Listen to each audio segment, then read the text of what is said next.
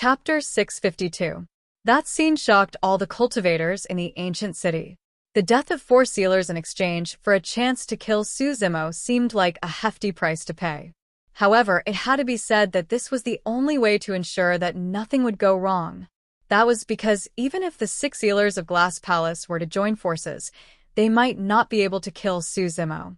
Right now, the demon-revealing mirrors erected on the walls of the 4 directions were activated with dermic powers and formed a formation that targeted demons, suppressing Su Zimo completely on the spot without being able to move at all. That power was far beyond the scope of the Jin Dan realm. Even if 100 pure-blooded ferocious beasts were to arrive, they would have been suppressed into meat paste.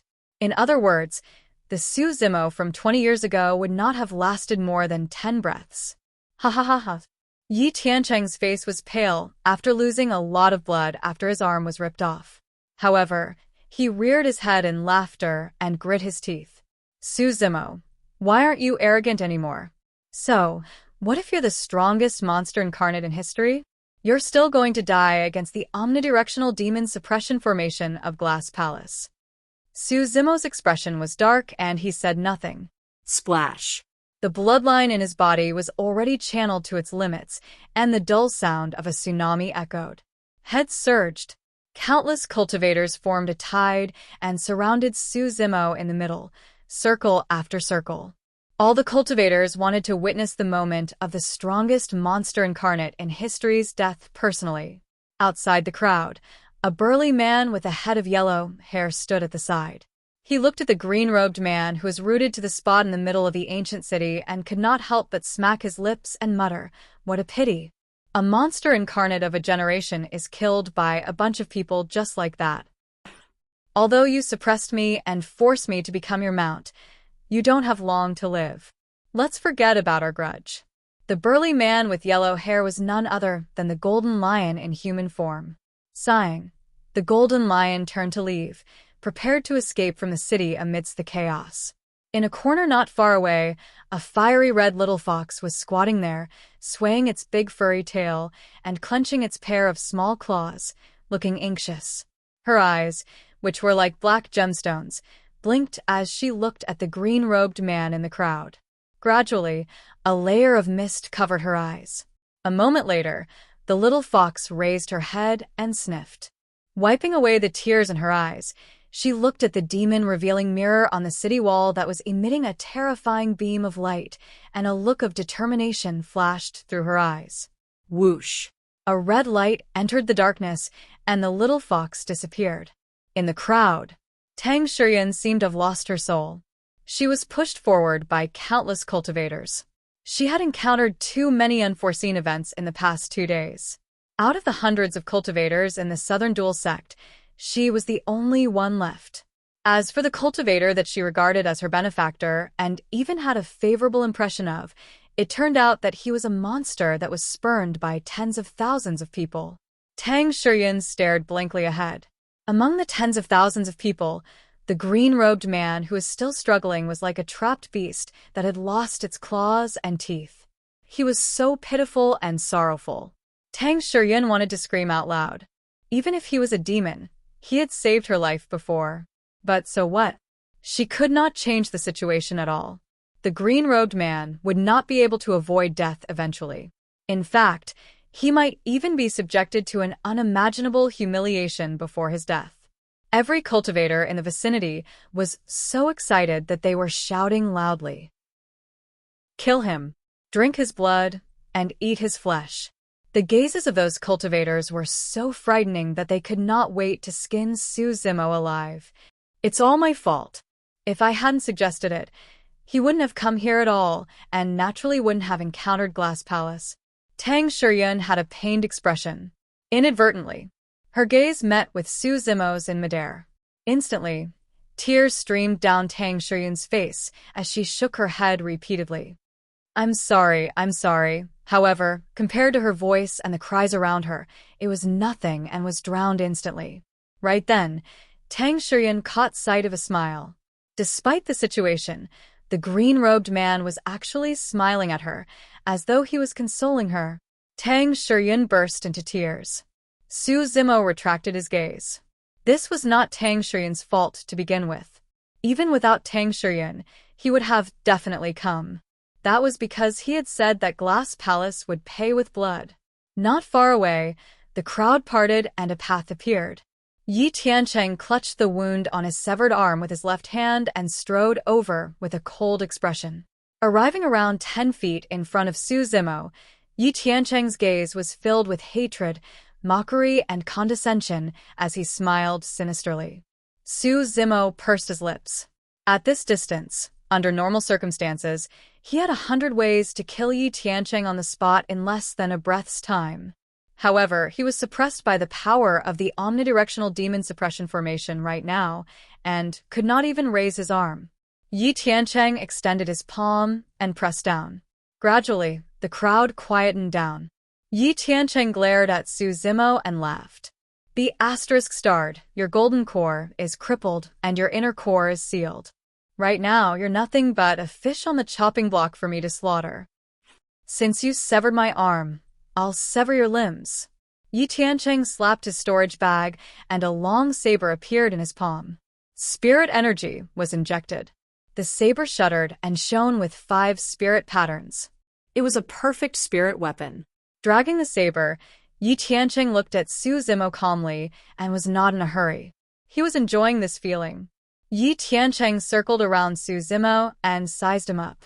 Swaying his hands on Su Zimo's body, he gestured with his hands and pretended to ponder. Where should I start? Fellow Taoist Yi, why don't you let out some blood and share it with everyone? That's right. This monster incarnate's blood must be delicious. Many cultivators in the crowd cheered. All right, I'll listen to you guys. Yi Tiancheng was in a great mood. Right then, Su Zimo turned his head and surveyed his surroundings. Due to the immense pressure, the sound of bones cracking could be heard from his neck. Su Zimo's gaze was sinister as he grinned, revealing a row of pulley white teeth. I'll give you guys one more chance. This is a feud between me and Glass Palace. Those who have nothing to do with it, get lost. Bloody hell, how dare a demon that's about to die be so arrogant? What a stubborn mouth. If it were up to me, I'd smash his mouth apart first. Many cultivators sneered or mocked. Here. Su Zimo lowered his head and let out a bone-chilling laughter. The killing intent in his eyes intensified and was almost corporeal, about to burst out. Above the firmaments, the constellations were in a complete mess, and their starlight flickered continuously. Killing intent surged into the skies and shook the firmaments. Outside the crowd, the only remaining sealer of Glass Palace stood in midair. Sensing something, he raised his head instinctively and could not help but frown. Although he did not know much about astrology, he knew that something huge was about to happen with such a chaotic constellation. Furthermore, it was a sign of great danger. Chapter 653. Beast, how dare you make a ruckus? Kneel down first. Yi Tiancheng hollered and interrupted the thoughts of the Glass Palace sealer. Instinctively, he turned towards the voice. In the center of the crowd, Yi Tiancheng swung his saber and channeled his Jin Dan. Spirit energy surged, and his saber shone brightly with spirit energy as it slashed towards Su Zimo's knees. There shouldn't be any changes, right? There's no way a spirit demon can break free from the omnidirectional demon suppression formation that was activated with the death of 4 sealers. That thought flashed through the mind of the Glass Palace sealer.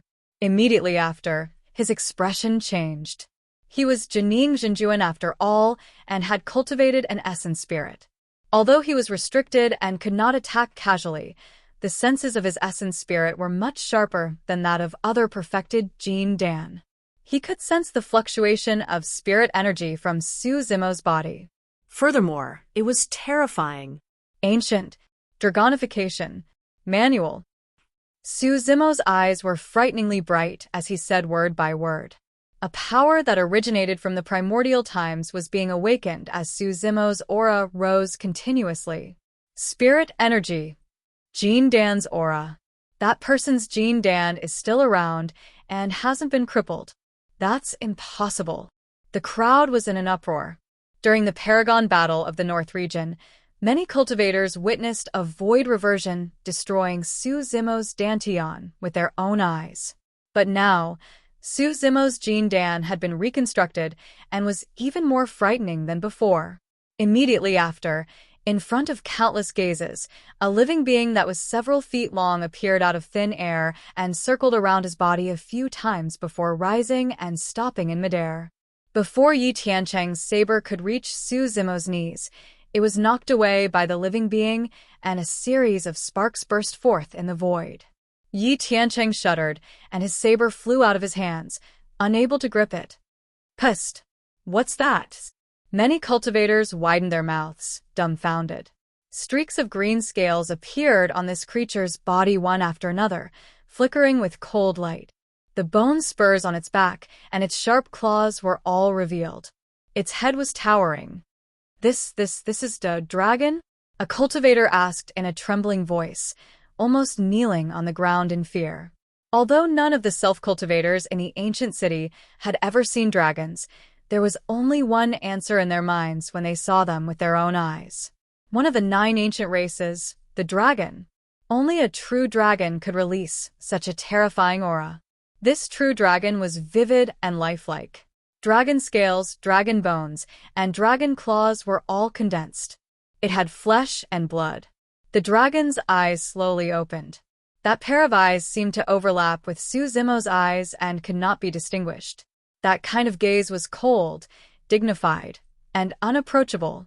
Under the gaze of the dragon eye, some cultivators couldn't withstand the pressure and knelt on the ground. Their bodies trembled, and they were as silent as cicadas in winter. Back in the primordial era, humans were enslaved by the 10,000 races and were as lowly as ants with lives as worthless as grass. At the same time, the primordial dragons were the leaders of the 10,000 races and ruled over the 4 directions, standing above all the other races. This was a bloodline suppression that originated from the depths of their ancient memories. Although Su Zimo could not move at all against the power of the 4 directions suppression formation, his aura was surging with a true dragon that coiled around him. A true dragon was already this frightening. What sort of an existence would someone who could control a true dragon be? A divine being. A divine being that controlled the world and ruled over all living beings. Even Glass Palace's sealer, who was standing in the air far away, felt his heart skip a beat, let alone perfected Jean Dan who was around him. Yi Tiancheng, hurry and retreat. Glass Palace's sealer was the first to react and hollered. Yi Tiancheng shuddered and snapped out of his stupor. Instinctively, he wanted to retreat and distance himself from Su Zimo. However, it was already too late. Su Zimo's gaze was like lightning as he took a deep breath of air and opened his mouth. Almost at the same time, the true dragon that coiled around him inhaled deeply as well. Its body expanded multiple times, and it raised its head and puffed its chest.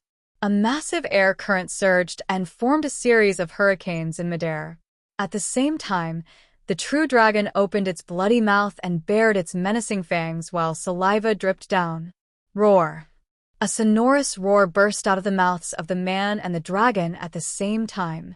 Su Zimo's black hair danced wildly, and the veins on his neck popped. With a ferocious gaze, he roared to the front, and a dragon's roar burst forth from his mouth. In that instant, the weather changed and sand and pebbles flew. That was a true dragon's roar. It was much stronger than thunderclap kill. Poof, poof, poof. Most of the cultivators closest to Su Zimo could not withstand the reverberation of the dragon's roar and exploded instantly, turning into blood mists. Some of the cultivators further away had streaks of blood appear on their faces. Although their bodies did not explode, their organs were already pulverized. There were even more cultivators who stood on the spot motionlessly with widened eyes and blood oozed out of their 7 orifices. They were already dead. After the dragon's roar, there was complete silence. Some of the demon beast mounts of the cultivators, be it ancient remnant beasts or pure-blooded ferocious beasts, were shivering in fear and peeing their pants. There were countless people who were killed by that dragon's roar. Corpses were strewn all around Su Zimo and blood flowed like rivers. It was like purgatory. The omnidirectional demon suppression formation could seal his inner core and immobilize him on the spot. However, it could not seal his Jean Dan. Even if I can't move, killing all of you is as easy as slaughtering dogs. Su Zimo's voice was cold and torrential with killing intent. Within 30 feet of Su Zimo, Yi Tiancheng was the only one who could still stand. His physique was indeed strong. Despite that dragon's roar, he did not die. However, his eardrums were already pierced, and the wound on his right arm had ruptured as well. His mind was blank and his consciousness was blurry. He could no longer sense his surroundings. "Hurry, retreat!" Glass Palace's sealer shouted. Many perfected Jean Dan of Glass Palace crossed the sea of people and sprinted towards that person, wanting to save him. Gradually, Yi Tiancheng regained some of his senses, and his eyes were filled with fear as he wanted to retreat. The next moment, he caught sight of Su Zimo's mocking smile. Go! Su Zimo opened his mouth and said indifferently, Swoosh! The true dragon that coiled around him soared and howled, descending above Yi Tiancheng's head instantly. It lowered its head slightly and glared at him fixedly. Yi Tiancheng was scared out of his wits. Drip! Saliva from the true dragon's mouth dripped onto Yi Tiancheng's face, and he did not even dare to wipe it off. The next moment, the true dragon lowered its head and bit Yi Tiancheng in its mouth. A stream of warm blood splattered out. Yi Tiancheng was dead and devoured alive by the true dragon conjured by Su Zimo. Killing intent surged in Su Zimo's eyes. This was the first time he released the ancient Dragonification manual after staying dormant at the bottom of the Dragon Burial Valley for 20 years. He could clearly sense that the true dragon beside him was even more corporeal and sentient, as though it had a life of its own. In reality, this was extremely different from the description of the ancient Dragonification manual. The ancient Dragonification manual merely made use of a trace of dragon blood and spirit energy to conjure an illusory dragon. However, the dragon that Su Zimo summoned was lifelike with flesh and blood.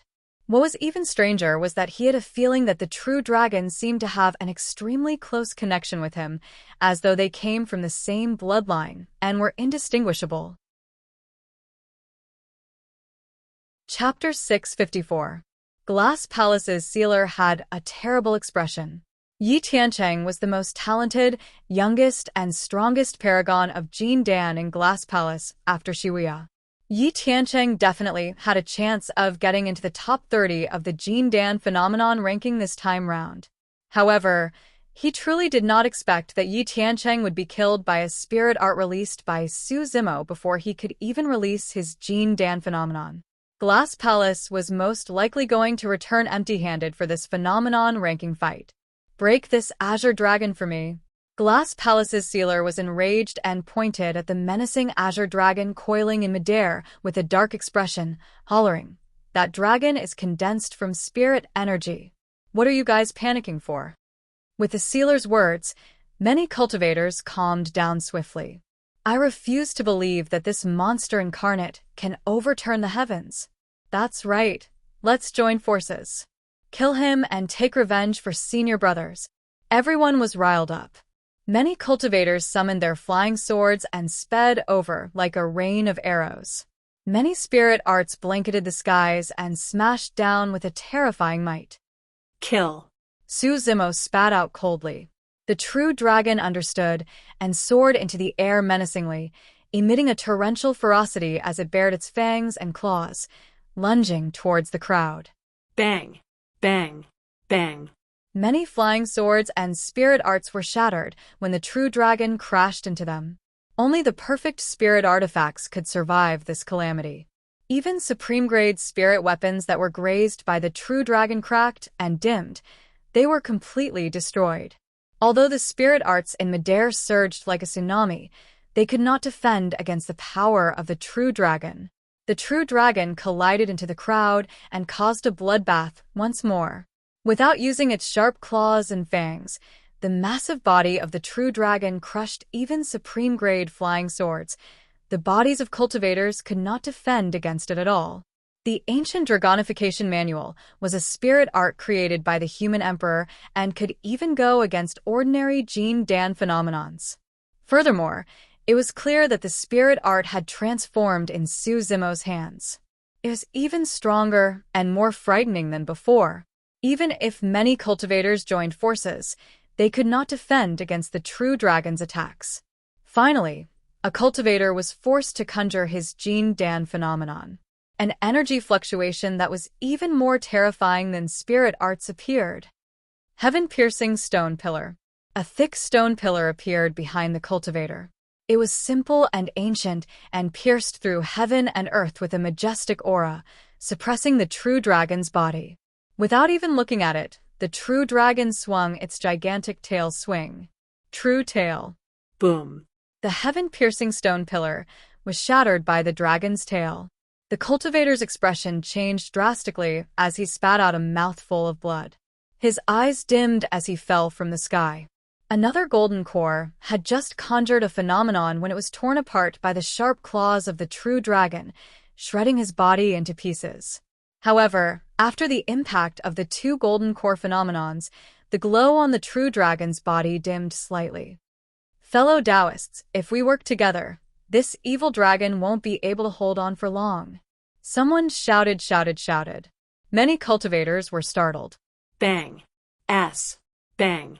Thousands of Jean Dan perfected beings attacked at the same time and conjured their Jean Dan phenomenons, forming a destructive power that struck the true dragon. Crack. Crack. Crack. Crack. The true dragon paused in midair, and cracks appeared on its massive body, becoming clearer by the moment. Among the thousands of Jean Dan phenomenons, there were many glass palace cultivators who released ancient phenomenons of their sex legacy, such as glass divine light. The power of the Jean Dan phenomenons converged like rivers, forming a massive tsunami that could annihilate all living beings and shatter the true dragon instantly. Ha ha ha ha. So, what if he's a true dragon? What if he's the strongest monster incarnate in history? How can you fight against all the heroes of the world single-handedly? Kill him. Many cultivators were excited as they conjured their Jean Dan phenomenons and charged towards Su Zimo while shouting. As long as they killed Su Zimo personally, their names would definitely spread throughout the world. Do you guys think that you're worthy of being called heroes? Su Zimo's expression turned colder as he burst into laughter. Despite the circumstances, there was no hint of panic in his eyes. Instead, they shone brighter and more ferociously. The endless power of phenomenons surged over. It was a suffocating pressure. Against that pressure, the Jean Dan within Su Zimo's dantian churned wildly, and a terrifying phenomenon rose behind him. Boom. The firmament shattered. Countless torrents and meteors poured down in torrents. It was a scene of destruction. Bang. Bang. Bang. An incomparably massive ancient demon descended with a terrifying aura.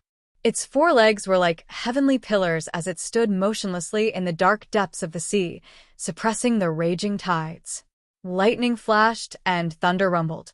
The tough shell of the demon supported the shattered firmaments and covered the entire world, blocking the torrents and protecting all living beings. That phenomenon, Divine Turtle. It's the lost primordial divine turtle. A series of exclamations sounded from the crowd. The divine turtle descended and roared into the skies. Instantly, torrential waves surged. The divine turtle was even larger than the ancient city and protected Su Zimo beneath it, blocking all the incoming Jean Dan phenomenons. Bang. Bang. Bang. Bang. Bang. Against the impact of thousands of Jean Dan phenomenons, the primordial divine turtle stood firm. Many cultivators were shocked. Thousands of Jean Dan phenomenons could not break through the defense of the primordial divine turtle. The primordial divine turtle lives up to its reputation. Glass Palace's sealer murmured softly.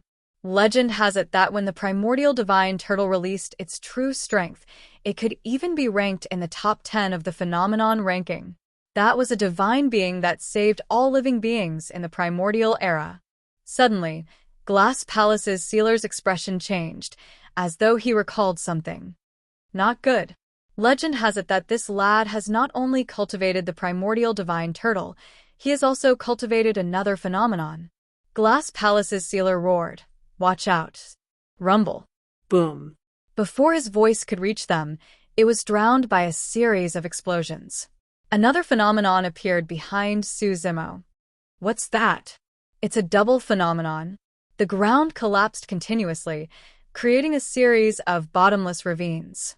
A malevolent aura surged out. Mountains collapsed and the ground cracked. Scarlet lava spewed out with a scorching temperature and wreaked havoc on the vast land, burning everything within a radius of 90,000 kilometers and turning countless living beings into ashes. In midair, some cultivators could not withstand it any longer, and their Jean Dan phenomenons behind them collapsed. Without the protection of the Jean Dan phenomenons, those cultivators were exposed to the torrential waves and were devoured instantly, vanishing without a trace. Ah, ah, ah. Some of the cultivators were stained by the crimson lava. Their bodies instantly turned into balls of fire as they uttered cries of agony. Although most of the cultivators were still channeling their Jean Dan in a frenzy to form Jean Dan phenomenons, the restlessness in the crowd was getting more obvious. However, Suzimo's counterattack had only just begun. From the crack in the ground, a gigantic living being crawled out with a terrifying aura. It had the head of a snake and the body of an anaconda. Its entire body was scarlet and filled with scales that stacked together like red-hot metal plates. Snake head, anaconda body, dragon scales, phoenix wings, no horns on its head and no legs beneath its abdomen. It was the primordial soaring serpent. The phenomenon had reappeared, and a divine being had descended. Chapter 6:55. The primordial soaring serpent spread its wings and surged with heat waves, soaring above the 9 heavens as it surveyed the surroundings with its scarlet eyes. The powerful power of phenomenon spread through the air. Crack, crack, crack, crack. Some of the flying swords and spirit weapons in midair could not withstand it and cracked one after another. Their lights dimmed as they shattered and scattered to the ground. Some of the cultivators were startled by the gaze of the primordial soaring serpent, and flames rose from their bodies, engulfing them rapidly and burning them to ashes. The might of a divine being was unfathomable. Gulp, gulp. The primordial soaring serpent gulped down the lava in large mouthfuls, and its aura turned increasingly terrifying. The scales on its body turned bedazzling and shone with a blinding red light, resembling metal plates that were burnt through.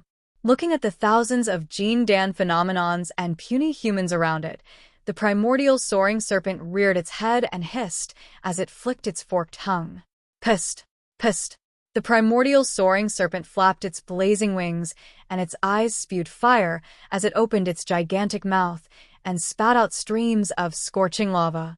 Instantly, the void turned into a sea of flames. The combined power of the Jean Dan phenomenons of many cultivators could only match the primordial divine turtle. But now that the primordial soaring serpent had descended, that balance was broken. Crack, crack, crack. Accompanied by a series of sounds, countless Jean Dan phenomenons shattered, and many cultivators were devoured by the scorching lava, turning into ashes. Ah, ah, ah. Waves of shrill and terrified screams resounded, causing one's hair to stand on end. Although there were thousands of Jean Dan phenomenons, none of them could defend against the attacks of the divine turtle and soaring serpent. Even glass divine, light, could not do it. The divine turtle roared furiously and currents surged, creating raging tides that drowned all living beings. The soaring serpent hissed and lava spewed, igniting a sea of flames that spanned 1,000 kilometers and incinerating all living beings. Even the bodies of Glass Palace cultivators could not withstand the impact of the currents and the roasting of the lava. 20 years later, not only did Suzimo's Jean Dan recover, the 2 Jean Dan phenomenons that he had once cultivated had reappeared in the world as well. All the cultivators were terrified as they fled in panic, struggling to survive. No one noticed that 20 years later, although there were still two anomalies behind Suzimo, there were some changes between them.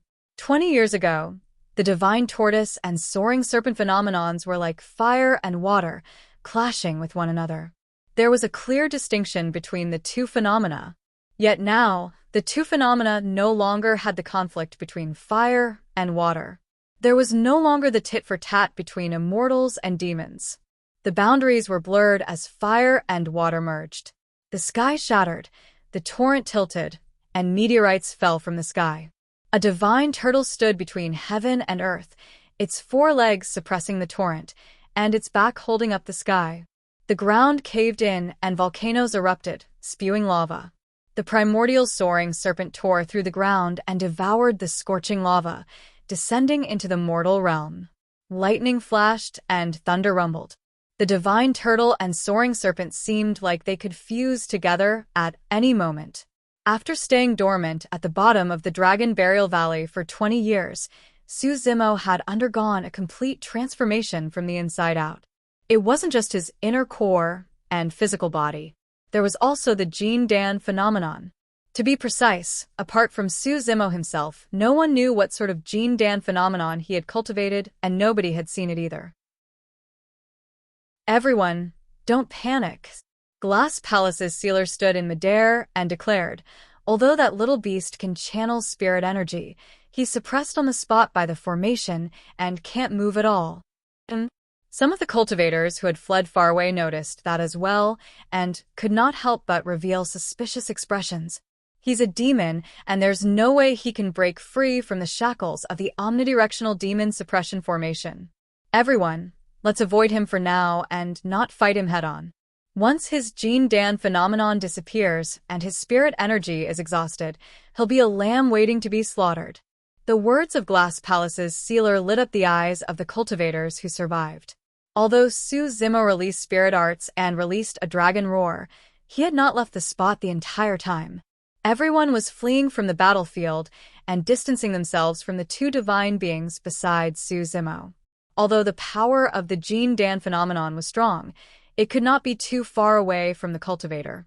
A cold glint flashed through Suzimo's eyes as he cursed internally. Although the sealer was nearing the end of his lifespan, he was Jining Jinjuan after all, and had lived for close to 1,000 years. His judgment was truly sharp. Even in the midst of such a chaotic battle, he was still able to identify Suzimo's weakness accurately. The formation that enveloped Suzimo was created by the sacrifice of 4 sealers to activate the 4 demon-revealing mirrors. It was set up to deal with him. As long as he had his inner core, he would not be able to break free from the shackles of the omnidirectional demon suppression formation and could not move at all. That pressure was present at all times. That was also the reason why Suzimo did not take a single step away even though he was retaliating the entire time. It was not that he did not want to, he could not move at all. It was actually extremely simple to dispel the omnidirectional demon suppression formation. All he had to do was to destroy the formation core of the formation.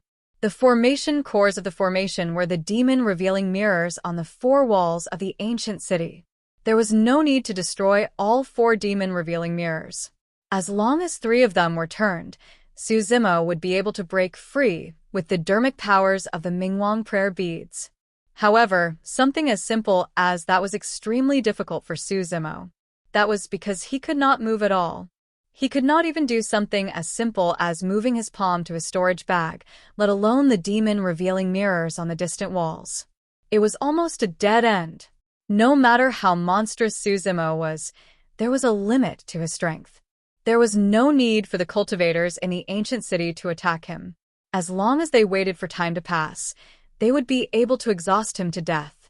At that moment, Glass Palace's sealer had already realized that. A cruel look flashed through the eyes of Glass Palace's sealer as he said sinisterly, "Little beast, I'll wait here for you to be suppressed to death." Suzimo snickered with a ferocious gaze and said coldly, "Old dog, I can take your life even before I die. All right, let's see who can last until the end." Glass Palace's sealer nodded and sneered. Roar.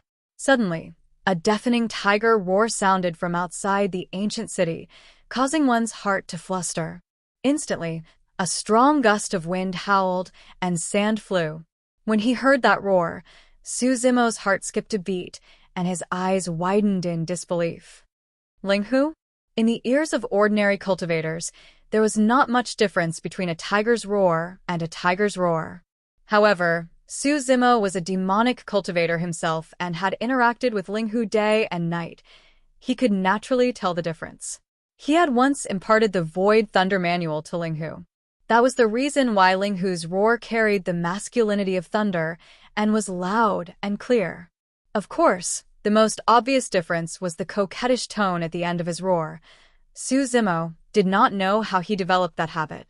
Back on Misty Peak, Suzimo wanted to send Linghu flying with a kick each time he heard such a despicable cry.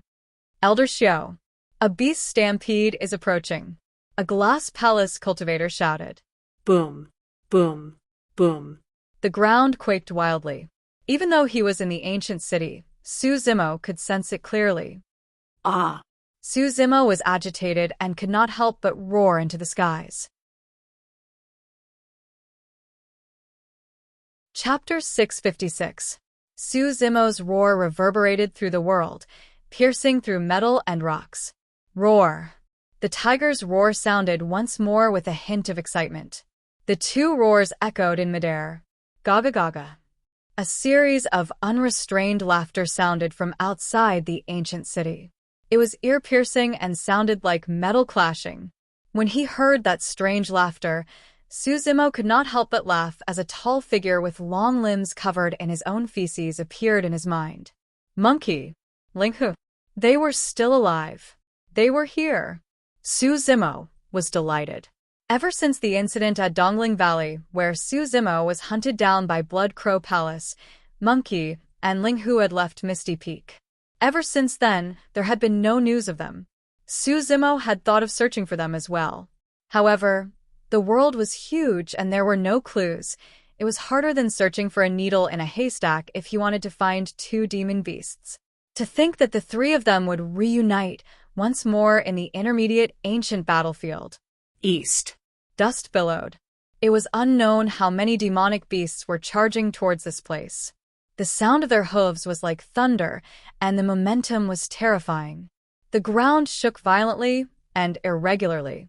Most of the demon beasts sprinted on the ground, causing dust to billow. With their feet on the ground, they could make use of more strength to dodge. There were also some ferocious birds that tore through the air and cried loudly. Defend the city with all your might. Don't bother about Suzimo for now. He won't be able to escape. Glass Palace's sealer, Elder Xiao, had a calm expression as he gave orders swiftly. Led by Glass Palace cultivators, many cultivators in the ancient city swarmed towards the eastern city wall. At that moment, nobody could retreat, nor did they dare to. It was late at night right now, and if the ancient city was breached by the beast stampede, none of them would be able to escape death. Spirit light filled the skies. Countless flying swords shot down from the city wall. Spirit arts rained down in a torrential manner. Suzimo was trapped in the center of the ancient city and could not see the situation outside. However, the blood chi outside the ancient city had already dyed half the skies red. It could be seen how tragic this battle was. The cries and roars of the beasts could be heard continuously. The city wall was almost packed with cultivators. The cultivators in the ancient city only had to make use of their geographical advantage and the impenetrable defense of the ancient city to release their flying swords, spirit weapons, and arts to deal the greatest damage to the beast stampede. On the ground, if a demonic beast was severely injured, it would be instantly drowned by the beast tide behind it. More and more demonic beasts fell. However, the beast tide showed no signs of retreating. At the front of the beast horde, there were two beasts emitting terrifying auras. They were charging toward the ancient city with murderous intent. More than 20 years passed. Linghu became even stronger, and a malevolent aura emanated from his body.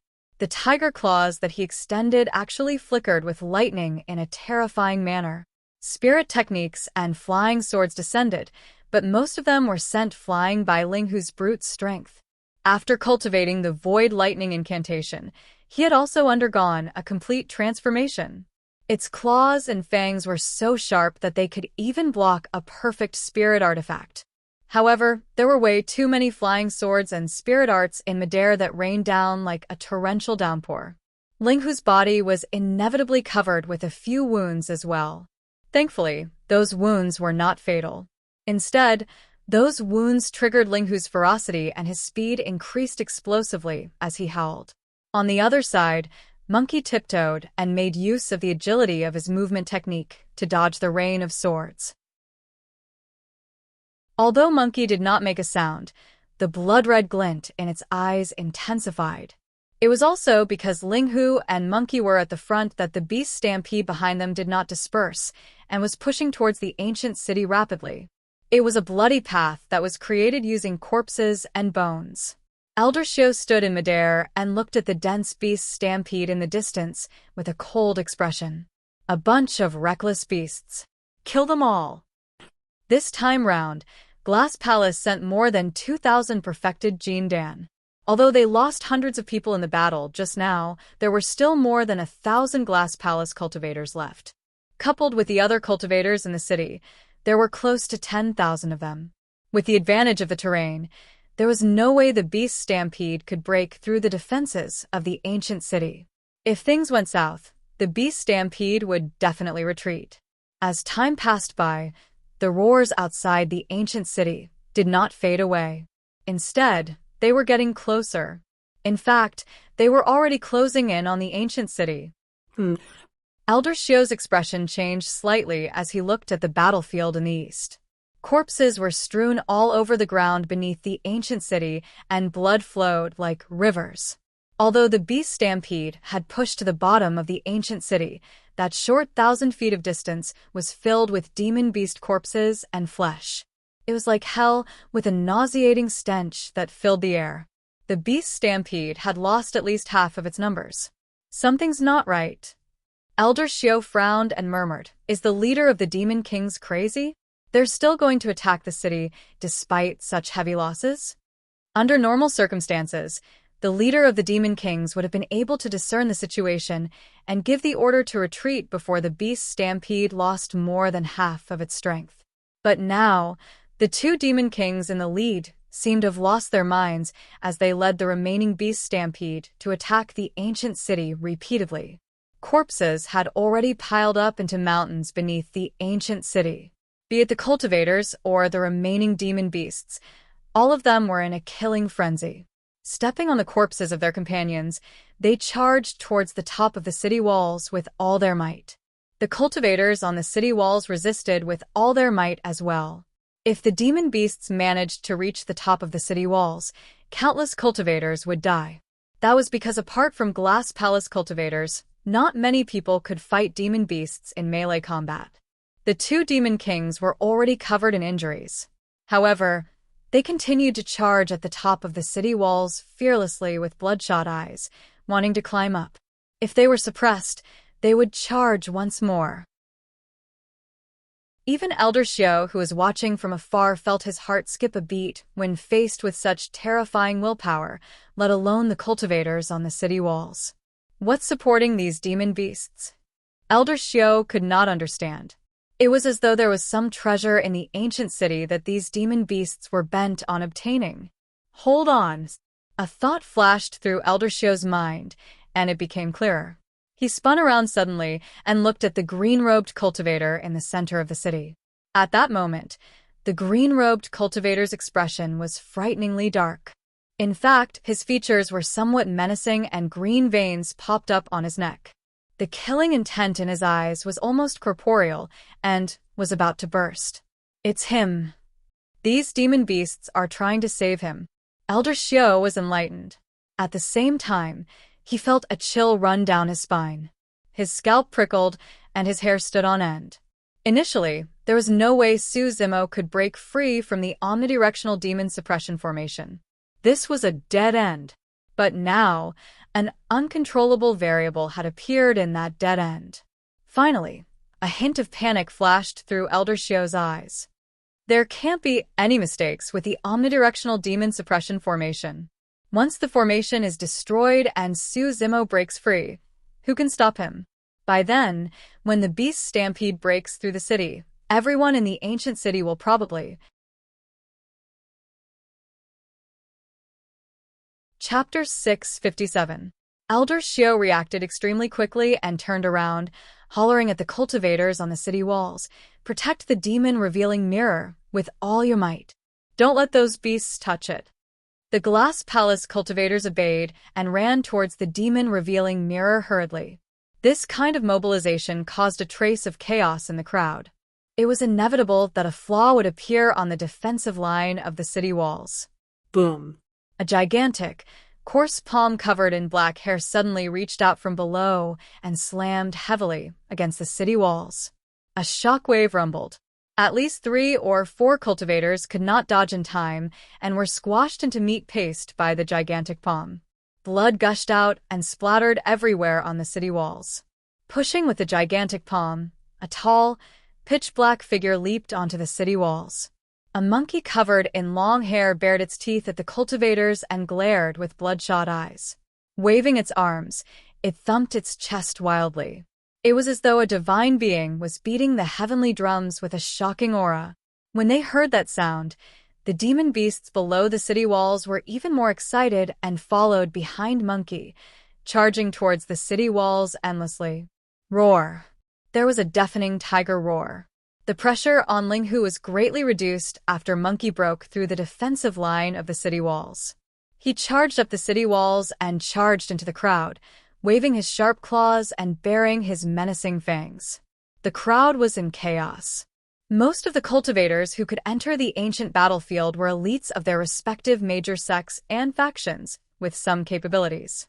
It was the same for the demon beasts who could enter this place. At such a close distance, most cultivators were not a match for the demon beasts. Monkey barged into the crowd. Even though he was barehanded, no one could stop him. Everywhere he passed, people and horses were thrown off their feet. Be it Monkey or Linghu, both of them were already covered in injuries. However, they charged forward in a frenzy, as though they could not feel the pain on their bodies. In the center of the ancient city, Su Zimo was silent as he watched everything. His gaze was cold, and his trembling body was the only indication of his emotions. "Over there." I see it. Linghu killed a path of blood and caught sight of Su Zimo in the center of the city from afar. Linghu wagged his tail and wanted to charge down to save Su Zimo immediately. Elder Xiao smirked. He was not worried about the demon beasts charging over at all. As long as the demon beasts entered the range of the omnidirectional demon suppression formation, all of them would die. "Don't go." Monkey growled deeply. Linghu paused in his tracks with a confused expression. Turning around, Monkey glared at the demon-revealing mirror that was protected in the crowd not far away. Before this, he had heard someone shouting in the city to protect the demon-revealing mirror. Furthermore, Monkey could clearly see that it was because of the beams emitted by the demon-revealing mirrors on the city walls that Su Zimo was fixed in the center of the city motionlessly. The key was the 4 demon-revealing mirrors. "Boss, it's too difficult." The spirit tiger could tell what Monkey was up to as well as it grinned and grumbled. More than 1,000 cultivators of Glass Palace had already abandoned the defensive line of the city walls and gathered around the demon-revealing mirror. The demon mirror sects, demon limitless beasts as every single Glass Palace cultivator had a strong physique and immense strength. They could fight against demon beasts barehanded. If the defensive line on the city walls was too long, their strength would definitely be dispersed and there would inevitably be weak spots. However, it was much simpler to protect a single demon-revealing mirror. It was impossible to get past the Glass Palace cultivators. Kill. Monkey pointed forward and roared. Without any hesitation, the blood chi in his body surged, and he charged towards the demon-revealing mirror in huge strides. Even if the entire Glass Palace was before him, Monkey was going to crush it. Kill. Kill. Kill. Many Glass Palace cultivators roared and attacked at the same time. Flying swords tore through the air. Monkey ignored them and did not slow down at all. Twisting his body, He avoided his vitals and reached out with his massive, rough palm to slap them fiercely. Poof, poof, poof. Instantly, a few more wounds appeared on Monkey's body. One of the wounds was so deep that even his bones were exposed. Monkey merely frowned, and the ferocity in his eyes intensified. Exerting strength in his palm, he sent a few glass palace cultivators flying. Crack, Crack. crack. The sounds of bones cracking could be heard from the glass palace cultivators' bodies while they were still in midair. Even the bodies of glass palace cultivators could not withstand a full-powered attack from Monkey. It was way too ferocious. Monkey charged the entire way with no regard for himself. He was fighting with his life on the line. Even if he was injured, he had to kill the glass palace cultivators. Although these glass palace cultivators were elites of the sect and had experienced countless life and death battles, they had never seen such cruel methods before. Monkey's eyes were already dyed red with blood. A pair of bloodshot eyes beneath the night sky. They were even brighter than the stars in the firmaments. Nobody dared to meet those bloodshot eyes. The bloodshot eyes had appeared. A power hidden in the depths of Monkey's bloodline had been awakened. Berserk. That was a power unique to the sanguine ape race. Roar. Monkey reared his head and roared into the skies, entering a berserk state. There was no rationality or thought. There was only a single thought in his mind: kill.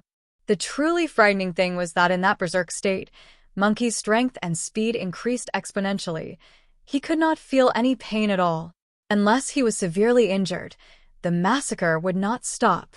In fact, he could not even remember Linghu. Everything that stood in his way: kill.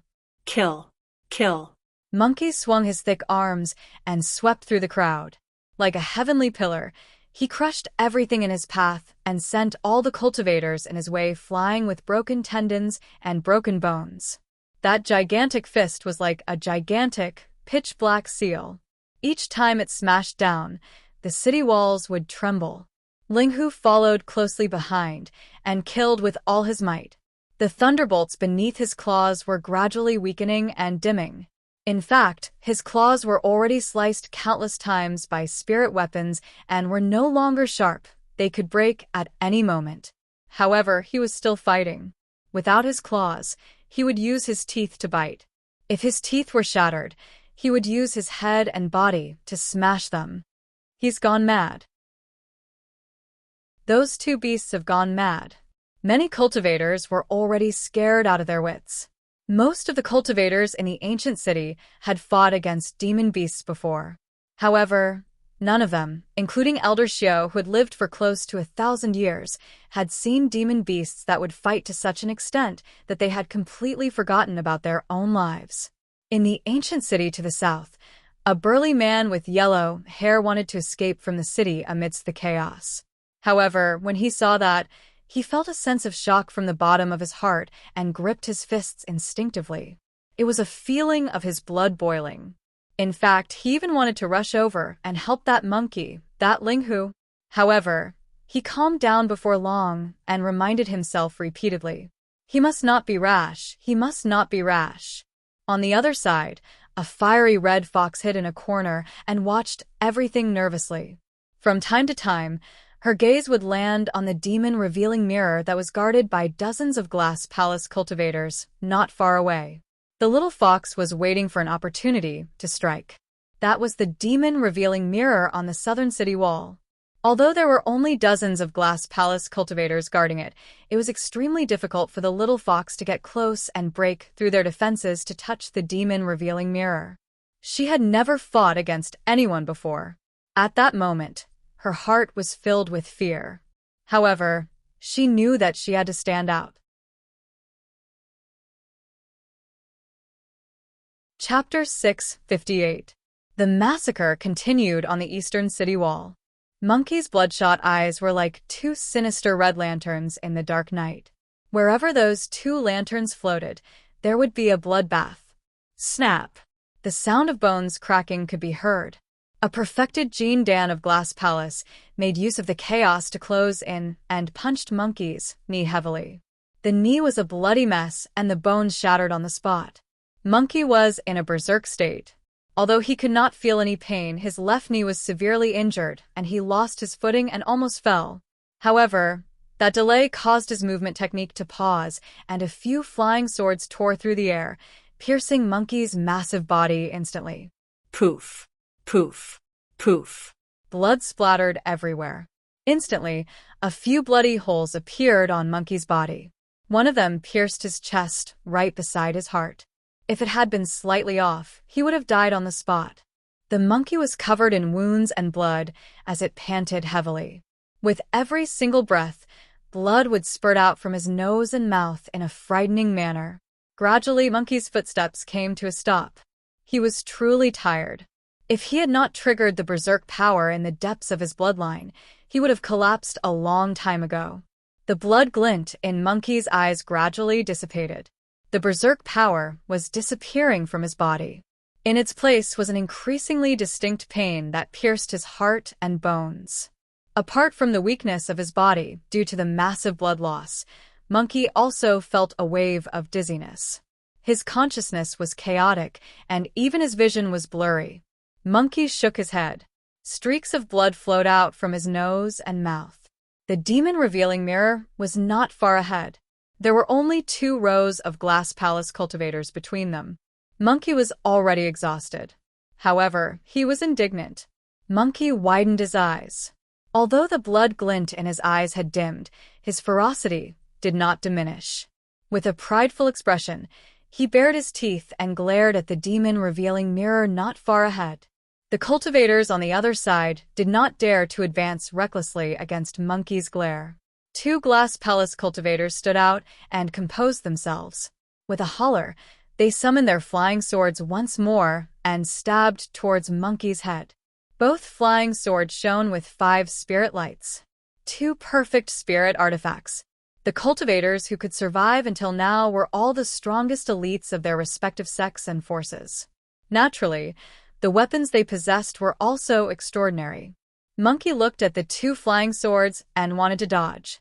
However, he felt that his body was extremely heavy and refused to listen to his commands.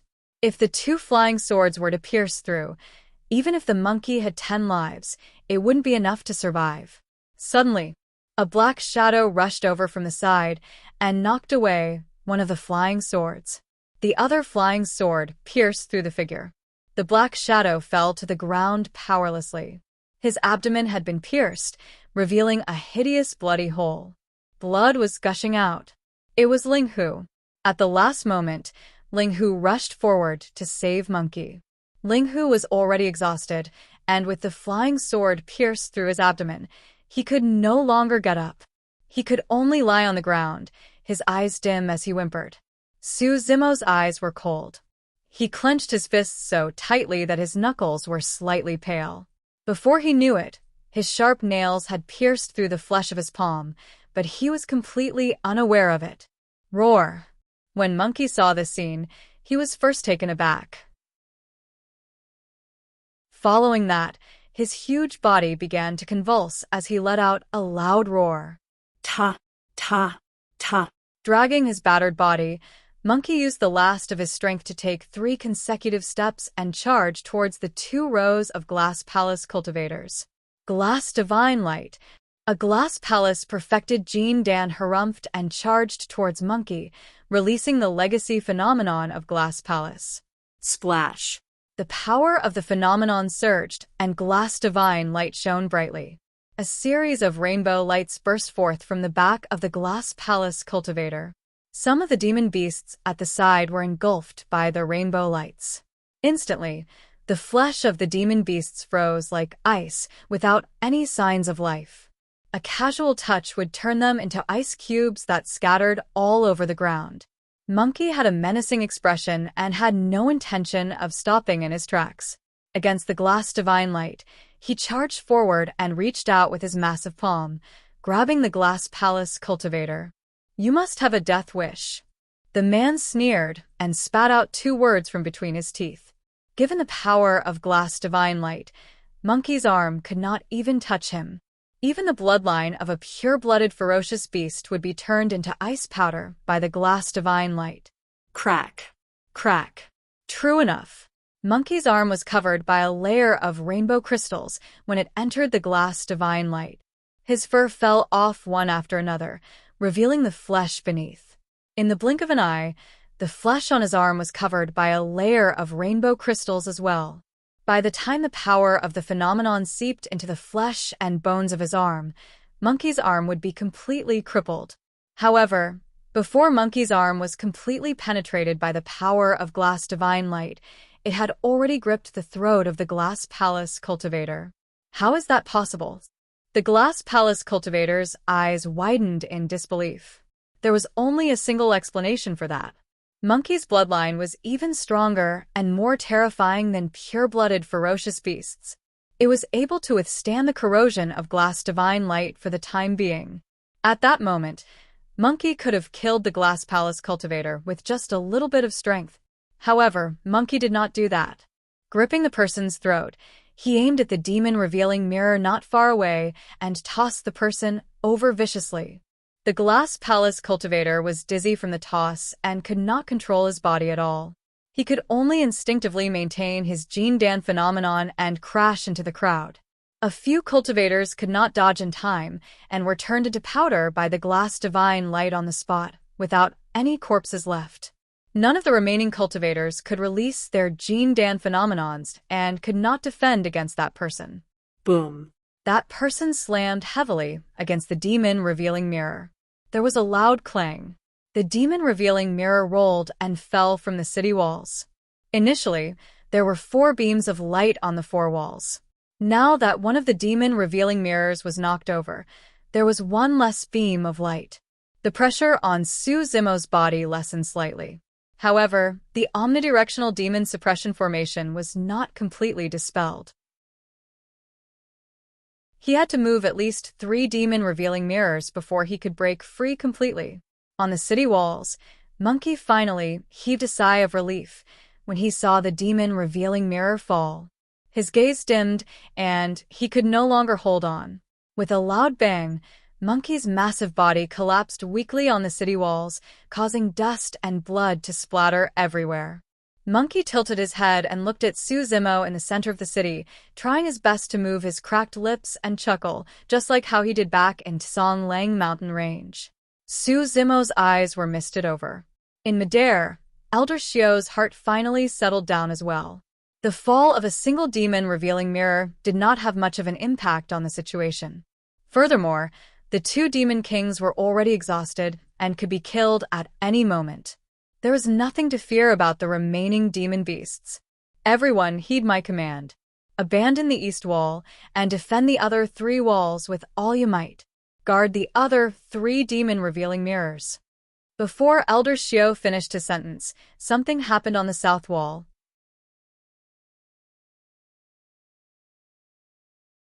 Chapter 659. The most intense battlefield of this battle was in the east. There were only dozens of Glass Palace cultivators guarding the demon-revealing mirror on the southern city wall. At that moment, the attention of the dozens of cultivators was drawn to the east. Suddenly, a red light burst forth from a corner of the southern city wall and charged towards the demon-revealing mirror not far away. The streak of red light was extremely tiny. Like a wisp of smoke, it passed by the feet of many Glass Palace cultivators at an extremely fast speed. What's that? The dozens of Glass Palace cultivators were only stunned for a moment before they reacted and hollered. The red light was none other than the little fox.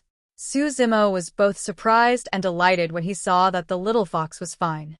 However, when he realized what the little fox was about to do, Su Zimo tensed up once more. The fall of the demon-revealing mirror on the eastern city wall was also the moment when the cultivators here were the most relaxed. The little fox mustered her courage and grit her teeth, sprinting towards the demon-revealing mirror. However, she had only passed through a few figures when everyone reacted. The little fox was sprinting with all her might when she suddenly felt her tail being gripped by someone and her entire body was suspended in the air. The person behind her tugged forcefully. Ah! The little fox let out a delicate cry as she was easily lifted up by her tail. She was in too much of a hurry, and her tail was gripped by someone, causing her to feel a tearing pain in her lower body. Coupled with the deep fear in her heart, the little fox's body began to tremble uncontrollably. Foo-foo, it's a fox. That fox can't be killed. I heard that foxes are all ethereal beauties after they take on human form. They're naturally seductive and are the best at serving their masters. Tisk, tsk, tsk.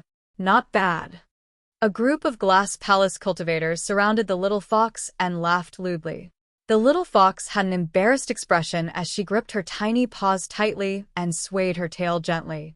Suddenly, a fragrance spread from her lower body. The first to bear the brunt of it was the cultivator who was gripping the little fox's tail. The glass palace cultivator had a dazed expression and opened his mouth wide. No one knew what he was thinking as he drooled. He loosened his grip, and the little fox broke free. When the surrounding cultivators caught a whiff of the fragrance, they seemed to have lost their souls as well, as they froze on the spot with infatuated gazes. This kind of bewitching fragrance was a unique technique of the Fox clan. For kind-hearted and magnanimous people, not only would the fragrance not harm them, it would even help them cultivate and nourish their character. For those with a vicious nature and evil heart, this delicate fragrance would cause them to lose their sense of self and be dominated by the Fox clan. The little fox slipped past dozens of cultivators and sprinted towards the demon-revealing mirror at full speed. He had to be quick. Given the strength of the glass palace cultivators, it wouldn't be long before they woke up. At that time, when these people reacted, she would have no chance at all. The demon-revealing mirror was right in front of him. Suddenly, a pair of cloud-treading boots appeared before Little Fox's eyes. A shadow loomed over them. Before she could react, she felt her breathing become sluggish. Her throat was strangled by a rough hand. A glass palace cultivator had a cold expression and smirked. His eyes shone with mockery as he grabbed the little fox by the throat and lifted her up. This person was the leader of these dozens of cultivators. His name was Jiang Hui, and his cultivation was the strongest. He stood in front of the demon-revealing mirror and did not get close to it.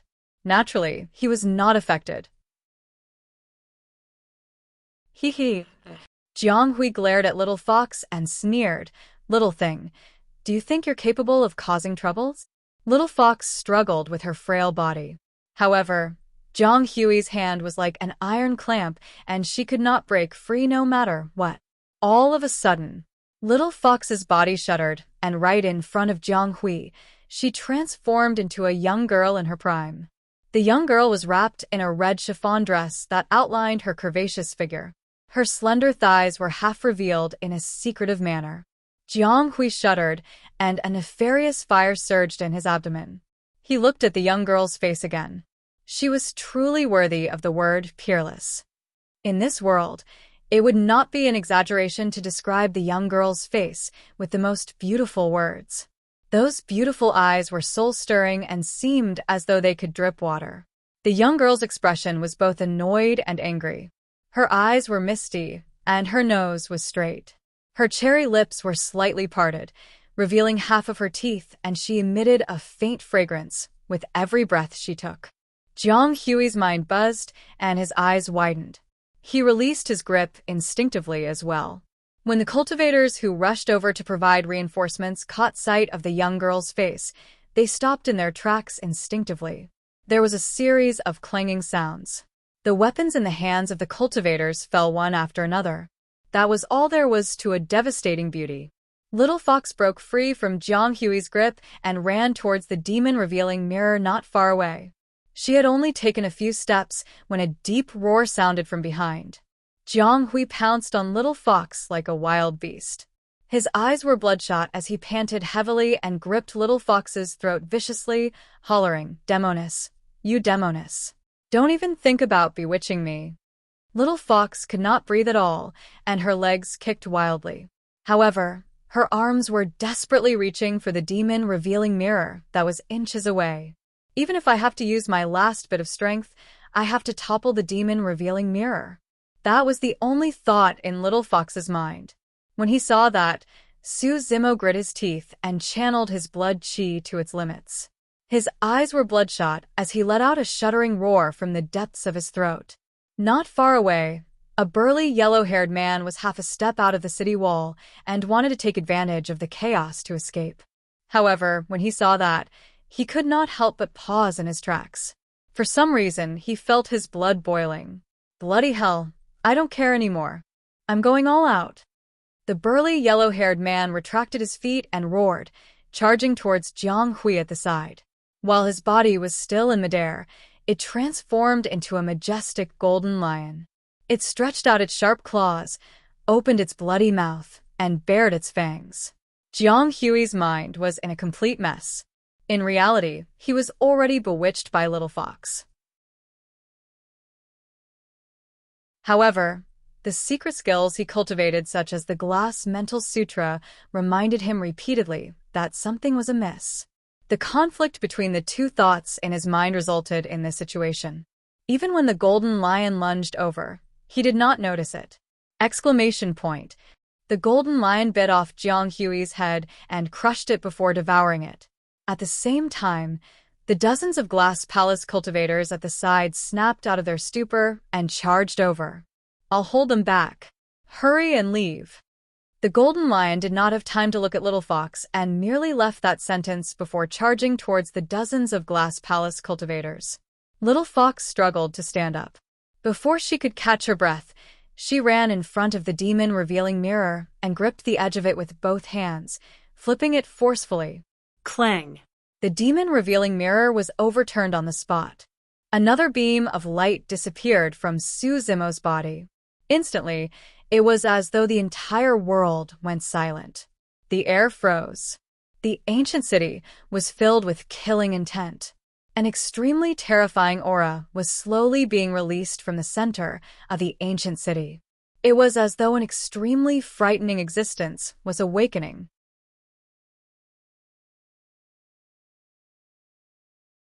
Chapter 660. It was a shuddering aura that emanated from the center of the ancient city, spreading through every single corner and enveloping every single cultivator. On the south city wall, many cultivators were about to rush forward to kill Ling Hu and Monkey when they suddenly paused in their tracks. On the east city wall, the young girl transformed from Little Fox panted slightly. The golden lion's massive body fell onto the wall, coughing out mouthfuls of blood with a dispirited expression.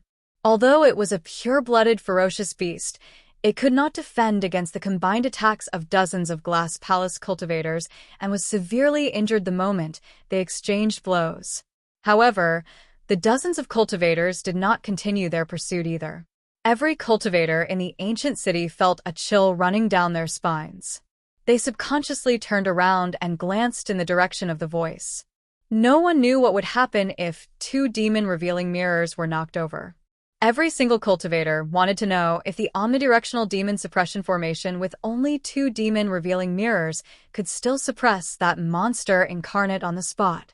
Even the heart of the sealer Elder Xiao skipped a beat in midair.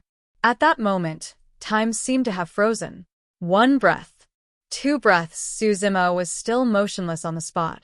Although 2 demon-revealing mirrors were missing, the runes of the omnidirectional demon suppression formation were still present and were suppressing Su Zimo's head tightly. Elder Xiao was the first to react as he hollered, "Everyone, don't panic. The runes of the formation are still here, and that beast won't be able to break free. Everyone else, go guard the demon-revealing mirrors on the west and north city walls. Nothing must happen to those 2 demon-revealing mirrors." As he said that, Elder Xiao sped towards the west city wall in a flash. Fufufu. Within the formation in the center of the ancient city, Su Zimo suddenly let out a chilling laughter. Elder Xiao was right. Su Zimo could not break free even after knocking over 2 demon-revealing mirrors. However, the power of the omnidirectional demon suppression formation would naturally decrease with the disappearance of 2 light pillars. That was the simplest logic. Now that the power of the formation was weakened, another power within Su Zimo's body had already broken through the seal. Su Zimo turned around and glared at Elder Xiao's back view coldly. In midair, Elder Xiao suddenly frowned. He could vaguely feel that someone was staring at him from behind, as if there was a thorn in his back. Immediately after, a feeling of impending doom emerged from the bottom of his heart. This feeling made him very uncomfortable. Elder Xiao turned around. In the next moment, his eyes opened wide, and they were filled with shock. It was as if he'd seen an extremely terrifying and shocking scene. At the center of the ancient city, a ball of white light was dancing in Su Zimo's right eye. It was getting brighter and brighter. Eye technique? Elder Xiao was so shocked that he couldn't react. Su Zimo's right eye emitted a dazzling light. It was like a scorching sun, illuminating the entire world as if it was daytime. Illuminating eye. After the two demon-revealing mirrors were overturned, the first power to break free was the illumination eye. The illumination eye was cultivated by observing the scorching sun. In reality, it had already broken free from the power of the inner core and was at the level of heaven and earth powers. In other words, the power of the illumination eye was a type of dermic power. Boom. An incomparably blinding beam of light shot out and tore through the void, almost crossing half of the ancient city before piercing Elder Xiao's abdomen. It was as though the world had stopped. Instantly, the darkness in the ancient city was purged by the beam of light. Elder Xiao's body was almost snapped at the waist as a gigantic circular wound appeared on his abdomen. There wasn't even a single drop of blood around the wound. It was completely charred by the power of the illumination eye. It was a frightening sight. Although the beam of light did not hit Elder Xiao's vitals, however, at that moment, Elder Xiao's body was already devoid of life. The illumination eye had already incinerated all the life in his organs. In reality, his body was already a corpse. The only reason why he did not die immediately was because his essence spirit was still around. Unfortunately, his lifespan was almost up to begin with, and his essence spirit was already extremely weak.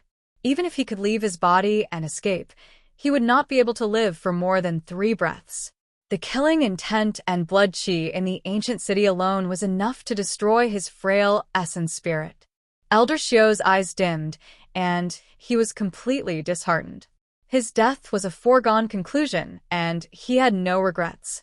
What he was truly worried about was that the omnidirectional demon suppression formation might not be able to suppress this monster incarnate. The true target of the visual technique was not him, but the demon-revealing mirror on the western city wall behind him. The beam of light penetrated his body and descended on the western city wall. Among the cultivators guarding the demon-revealing mirror, 4 or 5 of them were pierced by the beam of light. The left half of one of the cultivator's body was destroyed. Another cultivator's head was sliced in half. Boom. Eventually, the beam of light from the illumination eye struck the demon-revealing mirror and knocked it to the ground. Yet another beam of light from the demon-revealing mirror disappeared from Su Zimo's body. Night descended once more. Everyone's hearts were shrouded in a heavy haze as well. Although the omnidirectional demon suppression formation was still around, the surrounding runes were much dimmer. Glass Palace cultivators, listen up. Leave this place as soon as possible and escape as far as you can. Elder Xiao used the last of his strength to let out a roar. Immediately after, his glabella shone, and a black mountain peak the size of a thumb appeared in midair. Immediately after, dermic powers rippled. The black mountain peak expanded rapidly against the wind and shrouded Su Zimo's head, forming a huge shadow that crushed down. Elder Xiao knew that he was going to die, and this was the last thing he could do. It would be best if he could kill Su Zimo directly. If not, he would have to try his best to delay the latter and buy time for the remaining Glass Palace cultivators to escape. That would be a worthy death for him. Ever since he found out that Monkey and Ling Hu were attacking the city, Su Zimo's heart was filled with rage. Now that 3 demon-revealing mirrors had fallen from the city walls, the pressure on him was greatly reduced, and he could not help but roar into the skies with a deafening, murderous roar. With only a single demon-revealing mirror left, the omnidirectional demon suppression formation could no longer seal his inner core. Su Zimo's eyes shone brightly. They were as black as ink, and his black hair fluttered without any wind. His blood chi rumbled, and the inner core in his chest churned wildly, emitting a scarlet demonic chi as his body expanded at a visible speed. Crack. Crackle. Pang. Pang. Pang. Suzumo's tendons and bones rang at the same time as his flesh expanded. Right in front of everyone, his body that was merely 7 feet tall grew to a height of 100 feet instantly, resembling an indomitable ancient fiend god with a torrential ferocity. Many cultivators standing on the city walls were scared out of their wits. They watched as such a huge figure rose from the ground. It was even taller than the walls of the ancient city by an entire head. That scene was way too shocking. That figure was like a demon king, a heavenly god that could suppress and destroy everything.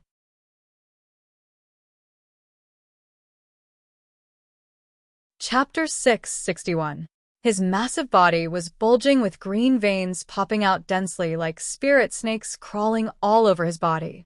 His body shone with a metallic luster and was indestructible. Suzumo's body was shrouded in a layer of shimmering runes as well. Although the 3 demon-revealing mirrors fell, in reality, the omnidirectional demon suppression formation was still around and was not completely dispelled. The light barrier formed by the formation was still binding Suzumo's body tightly. However, the runes on the light barrier flickered, as though they could extinguish at any moment. With a menacing gaze, Suzumo spread his arms, and his body expanded once more. Crack. Crack. Crack. The light barrier around him shattered instantly. The runes on it dimmed completely. With a boom, the omnidirectional demon suppression formation exploded. Suzumo broke free, and demonic chi gushed out from his body, forming a series of lifelike ancient demons with sharp fangs and claws around him. Wild ox, stone bear, anaconda, sanguine ape, divine steed, hell tiger, wind leopard. There were a total of 7 of them. Many cultivators in the ancient city were scared out of their wits. Prior to this, Suzumo had reminded them twice that this was a feud between him and Glass Palace and had nothing to do with them.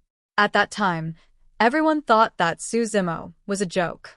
It was only at this moment that everyone realized that choosing to leave back then might have been their only chance at survival. Boom. Rumble. A huge shadow shrouded over. The final black mountain released by Elder Shio descended. Suzumo did not dodge or retreat. Instead, he reached out with both arms and growled deeply. His massive palms supported the bottom of the mountain. Boom. After all, the mountain contained the dermic powers of a sealer and was extremely heavy. The moment they made contact, Suzumo's body shrank and the green bricks beneath his feet exploded, causing his feet to sink deeply into the ground. However, his knees did not buckle and his spine was straight. Like a heavenly god, he supported the black mountain with his body. That was the last thing Elder Shio saw in this world. Heis. Elder Shio closed his eyes and sighed gently. He knew that the cultivators in the ancient city were most likely dead. As for the Glass Palace cultivators, there was a high chance that all of them would die here. Behind Elder Shio, a crack appeared silently in the void. It was dark and sinister within, and a sinister wind blew. The crack swallowed Elder Shio in one gulp before gradually closing. Run. Finally, some cultivators reacted and fled into the distance. Suzumo's gaze was ferocious. With a sinister smile, he threw the mountain in his hand at the fleeing crowd. Rumble. As the mountain descended, half of the western city wall was smashed to pieces. Suzumo could withstand this mountain, but the other cultivators could not. Even if they joined forces, they could not withstand the suppression of this mountain. In the blink of an eye, hundreds of cultivators were crushed into meat paste, leaving no corpse behind. Kill. Suzumo stared at the fleeing cultivators with bulging eyes. His entire being was filled with a bloody aura as he scanned his surroundings and let out a roar. Almost at the same time, the 7 ancient demon kings that surrounded Suzumo opened their mouths and roared into the skies in a deafening manner. Poof. Poof. Poof. Many cultivators did not manage to escape far before they were torn apart by the roar and died on the spot. The number of demon beasts that swarmed into the city increased. Roar. Zimo looked at them and let out a deep roar. The demon beasts understood him and chased after the cultivators of the other sects and factions. None of the demon beasts dared to defy Zimo's orders. The demon race believed in the law of the jungle and had a strict hierarchy. Whoever had the biggest fist could be king. At this moment, anyone who dared to defy Zimo would be courting death. Zimo placed Monkey, Linghu, Little Fox, and the Golden Lion together and poured out all the elixirs in his storage bag. Monkey and Linghu were the most severely injured. However, Monkey had an extraordinary bloodline to begin with, and his life force was gradually recovering at that moment. Linghu cultivated the Void Thunder Manual and was reborn as well, beginning to recover from his injuries. The Golden Lion's condition was still alright, and its life was not in danger. The three of them merely had to consume some elixirs to recover. As for Little Fox, she was merely frightened and was not injured. However, for some reason, Little Fox reverted to her true form and looked at Zimo timidly, avoiding his gaze as though she was shy. After settling the four of them down, Zimo did not chat and turned around right away. Striding forward, his massive body swayed as he chased after the Glass Palace cultivators. The other cultivators in the ancient city would be taken care of by the surviving beast stampede. Zimo did not care even if some of them managed to escape. Glass Palace cultivators were the only ones who could not leave. Zimo had mentioned before that Glass Palace had to pay with their blood for the tens of millions of innocent living beings in the 13 cities of Yen country. Furthermore, Monkey and Linghu were injured as such, and Glass Palace had to be held accountable for that. It was truly way too difficult for them to escape from Zimo's pursuit alive. Zimo's body was massive, and his explosive power was shocking. He could catch up in a couple of steps if he chased after them in huge strides. Furthermore, he had cultivated the power of heaven and earth hearing, and his 5 senses were frighteningly sharp. Nobody could escape from his senses. Zimo caught up to a small group of Glass Palace cultivators, and his massive palm descended from the skies. There was no technique at all. It was a complete suppression of strength. Brute force could take down everything. Boom. When the palm struck the ground, the ancient city shook and dust billowed everywhere. When Zimo raised his palm, a gigantic palm print appeared on the ground. Dark red blood mixed with the mud and filled every corner of the palm print. The small group of Glass Palace cultivators were all dead. Someone brushed past Zimo and was secretly relieved. Unexpectedly, the ancient demon kings that surrounded Zimo suddenly burst forth. Wild bull horns, stone bear close, anaconda coiling, sanguine ape seal, divine steed charge, every single move was a killing move. Those cultivators could not defend against it at all. Zimo shuttled through the ancient city, and within 1,000 feet radius, nothing was spared. All living beings were killed mercilessly, as though he was a mortal weapon.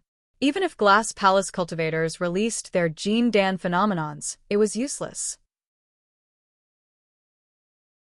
If Shi Wuya or Yi Tiancheng released their Jin Dan phenomenons, they might be able to stop Zimo. The Jin Dan phenomenons of the remaining Glass Palace cultivators could deal with cultivators of other sects and factions. However, against Zimo, they were useless and could not withstand a single blow. A few punches and kicks were enough to shatter them into pieces. The massacre continued. Gradually, the ancient city quietened down. By now, Zimo had already chased them to the plains outside the ancient city. As long as it was a Glass Palace cultivator, he would kill them even if they were thousands of kilometers away. As time passed by, the night gradually faded. When the skies brightened, a green figure appeared on the horizon where the sun rose. His robes fluttered and his long hair danced as he stepped through the air and returned bathed in the sunlight.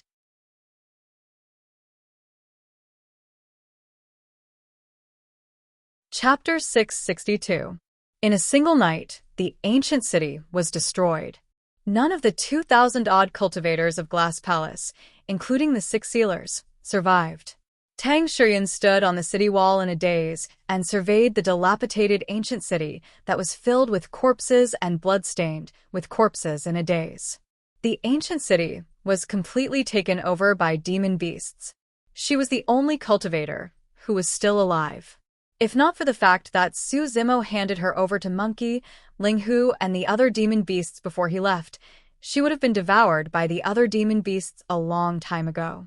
Although it was only a single night, Tang Shuyuan felt like a long time had passed. She witnessed her fellow sect mates being killed mercilessly with her very own eyes. However, that person was her benefactor. She also witnessed tens of thousands of cultivators being buried here. She witnessed with her very own eyes how an indestructible ancient city that was filled with life was reduced to ruins overnight. Tang Shuyuan should have hated Su Zimo.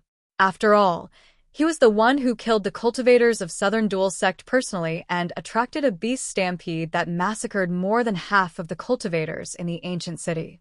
However, she could not bring herself to hate him. It was not only because Su Zimo had once saved her.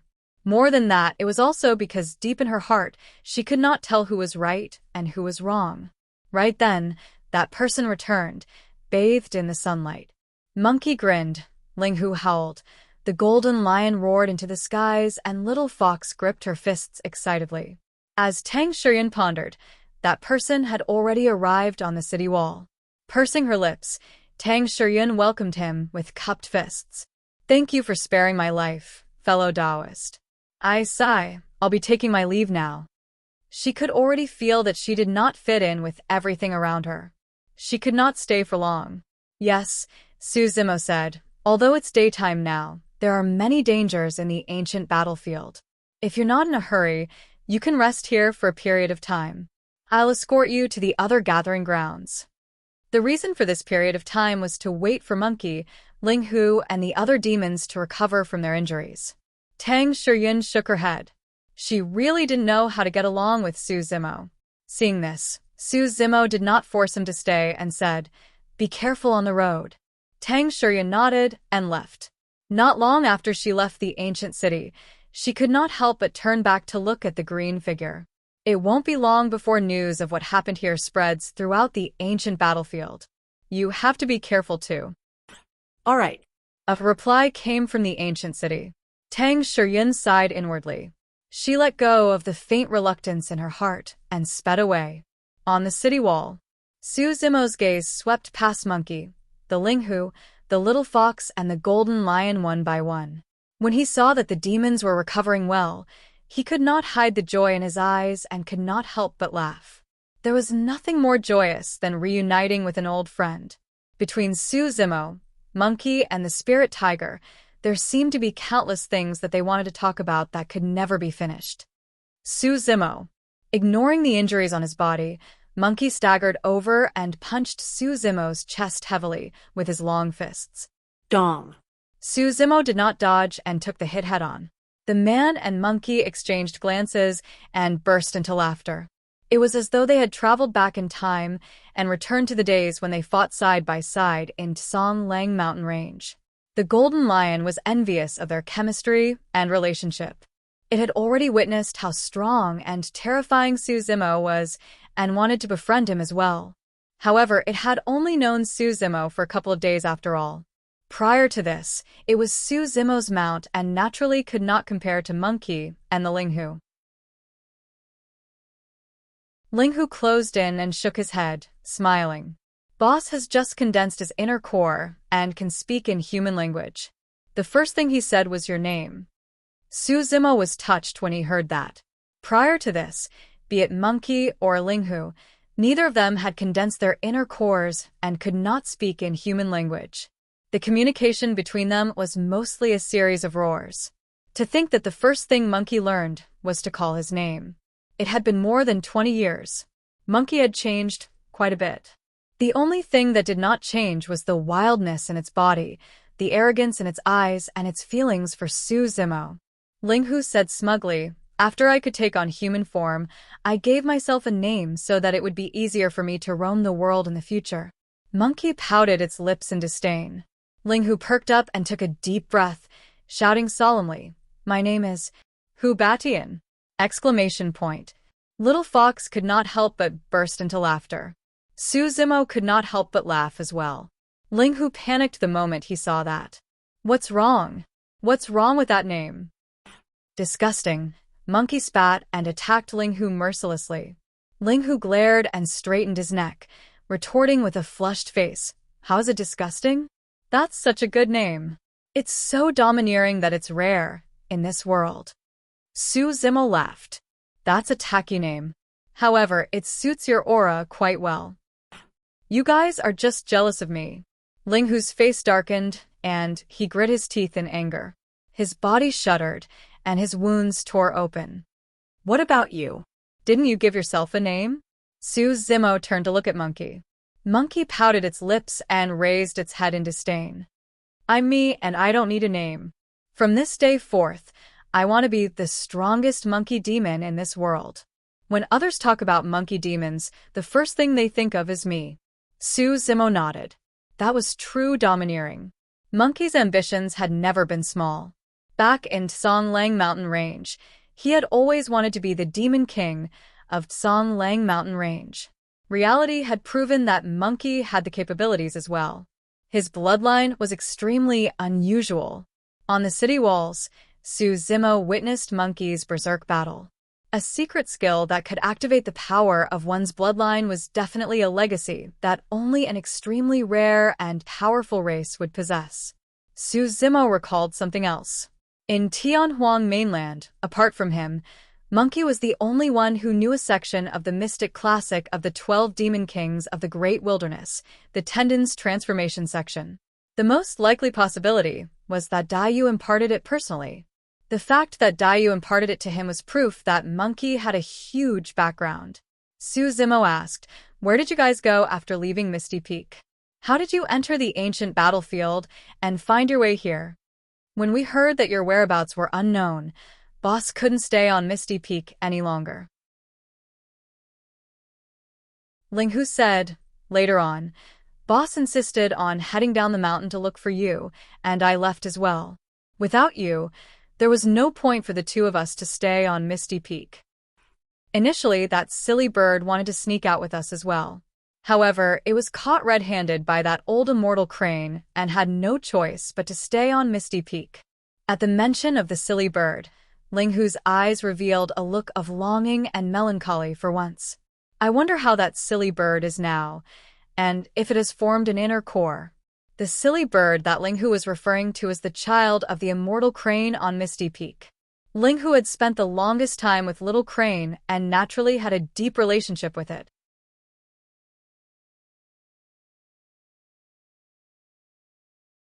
Chapter 663.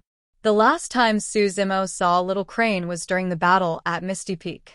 At that time, Blood Crow Palace had invaded en masse with the intention of annihilating Misty Peak, and Little Crane had yet to condense an inner core.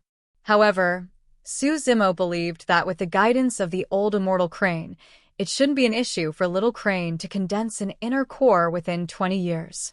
Now that he thought about his time at Misty Peak with Monkey, Linghu, Little Crane, and Night Spirit by his side, it was truly a rare moment of peace and joy. Those days were most likely impossible to return to. From now on, be it in the ancient battlefield or Tianhuang mainland, Su Zimo would have to tread carefully. Linghu said, "After the two of us left the mountain, we went to Dongling Valley to look for you and asked around along the way. However, there was no news for 2 to 3 years. You don't know, but during that period of time, Boss and I..." Monkey frowned and glared at Linghu. Linghu did not continue. Back then, Su Zimo fled from Dongling Valley with Blood Escape. In order to escape the pursuit of Blood Crow Palace's lord, he escaped into one of the 9 forbidden grounds of Tianhuang mainland, Dragon Bone Valley. Thereafter, he got into trouble with Night Spirit and ate the dragon egg before being brought to the capital of Great Zhou by Lin Xuanji. In order to avoid the pursuit of the dragons, he did not dare to leave the city and by chance changed his name to Mo Ling and lived in seclusion in the capital for close to 3 years. Even the people of Misty Peak did not know about his whereabouts or whether he was dead or alive, let alone Monkey and Linghu, the two demon beasts. Since they could not take on human form, they would definitely be killed if they were seen by cultivators. Even though the spirit tiger did not continue, Su Zimo could guess that in order to find out about his whereabouts, they had gone through countless hardships and dangers in those 2 to 3 years. Linghu pondered for a moment before continuing. After that, we stayed in Black Crow Mountain for a period of time. When we heard about the Paragon battle at the Great Qian Ruins, we thought that you were dead and even went to Dragon Burial Valley to pay our respects to you. Su Zimo smiled. After that, we wandered around and finally ran to the Wild Lion Ridge. Linghu said. Upon hearing this, the Golden Lion's expression changed. Su Zimo frowned slightly and asked, one of the 8 demonic domains? Yes. Linghu nodded. We've been here for 20 years and had no intention of entering this place. However, it was only after the battle at Songlang Mountain Range and you declared war on Glass Palace that we knew that you were still alive. After that, we managed to win 2 spots in the territory we were in. A high-tier demon helped us get in. After listening for a long time, the Golden Lion finally found an opportunity to interrupt hurriedly. The 8 demon regions are filled with beasts and ferocious birds.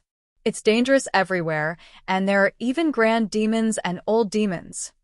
Great demons were equivalent to conjoint body mighty figures of the human race. Old demons were equivalent to Mahayana patriarchs. The 8 demon regions were considered as the 8 largest gathering grounds of the demon race. From the weakest spirit beasts to the infamous grand demons that ruled over a region, all of them lived in the 8 demon regions. A place like Songlang Mountain Range was not even the tip of the iceberg of the 8 demon regions. It was said that there were even demon emperors in the 8 demon regions. Even cultivators did not dare to set foot in the 8 demon regions casually.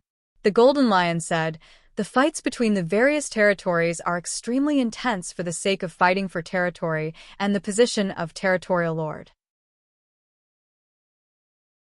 It's already very impressive that the 2 of you were able to get 2 spots without any backing from any race. For example, the Golden Lion had the backing of the Golden Lion lineage and had his own territory. As for Wild Lion Ridge, as the name suggested, it was ruled by the lion race and the Golden Lion was only one of the lineages of the lion race. To the Golden Lion, it was rather rare for Monkey and Linghu to be able to survive in Wild Lion Ridge for 20 years without any backing and even obtain 2 spots to enter the ancient battlefield. Monkey glanced at the Golden Lion and nodded. It was not easy for Monkey to give such a response. In the previous battle, Monkey and Linghu witnessed how the Golden Lion saved the little fox and fended off the Glass Palace group single-handedly. That was the reason why they felt that the Golden Lion was qualified to sit with them. Linghu was already over the moon after being praised by the Golden Lion. However, at this moment, he pretended to be deep and nodded. Goldie, you're not bad. You're very insightful. I like you a lot. The Golden Lion's face darkened, and he rolled his eyes at the mention of Goldie. The little fox covered her mouth and chuckled at the side. She had lived in the cave since she was young and was imprisoned by the gigantic crocodile, living in fear every single day. Now that she was reunited with Su Zimo and saw so many companions, she was truly happy from the bottom of her heart as she listened to their conversations. When Linghu saw the little fox's smile, he smiled foolishly as well and wagged his tail ingratiatingly. There was no trace of dignity left. Bang. Monkey could not stand it any longer and raised his hand to slap Linghu's face, scolding in disappointment. Why are you wagging your tail again? Are you a dog? Ha ha. Su Zimo roared in laughter, as though they had returned to the past. Linghu did not dare to hit Monkey and crawled up in a huff. Wagging his tail, he grumbled with a pitiful expression. Why are you always hitting when we're talking properly? Furthermore, these are all new friends. Give me some face. Monkey scoffed and placed his hands behind his back, looking into the skies and ignoring Linghu. Linghu looked at Su Zimo bitterly and closed in beside the little fox, whispering, Little Tanuki, let me tell you, I didn't like wagging my tail in the past. It's all Su Zimo's fault. When she heard Ling Hu address her that way, the little fox shuddered and retreated with goosebumps. Su Zimo raised his brow slightly. How could this matter be blamed on him? Ling Hu said mysteriously, "Little Tanuki, you've got to stay away from Su Zimo in the future. That man has a weird fetish. Back then, after he caught me, he forced me to bark all day until my throat was hoarse. Let's not talk about those days. From then on, I started wagging my tail unknowingly. Before I met Su Zimo, I was a real man." Su Zimo smiled. Back then, he caught Ling Hu because he wanted to uncover the secret of the tiger and leopard sounds in the mystic classic of the 12 demon kings of the great wilderness through Ling Hu's roars. That was the reason why he forced Ling Hu to roar back then. Even now, Ling Hu did not know the reason and merely thought that Su Zimo was a pervert. The little fox pouted unhappily. She hated it when others badmouthed Su Zimo. "You're the one with a weird fetish. You like to wag your tail. You're a dog." With that said, the little fox turned and scurried to Su Zimo's side, leaving Ling Hu alone in the wind and howling internally, "I'm really not a dog. I'm a tiger." The little fox wanted to jump onto Su Zimo, as usual. Unexpectedly, Su Zimo retreated and looked at her with a fake smile, asking, "Little fox, when did you learn to take human form?" "A long time ago," the little fox lowered her head shyly.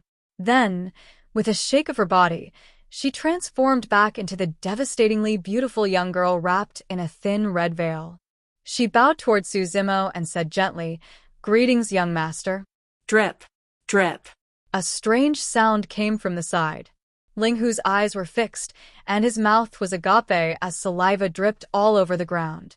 His tail was wagging so hard that it was about to reach the heavens. Monkey reared his head and sighed. Raising his hand, he sent Ling Hu flying with a slap and grit his teeth. "Sorry, I couldn't hold it in."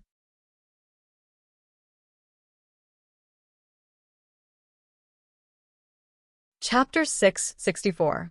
It had been more than 20 years. Ling Hu was still as carefree and Monkey was still as arrogant. Everything was the same as before. Su Zimo felt a sense of warmth in his heart as he watched them fool around. At times, interacting with demons was much simpler.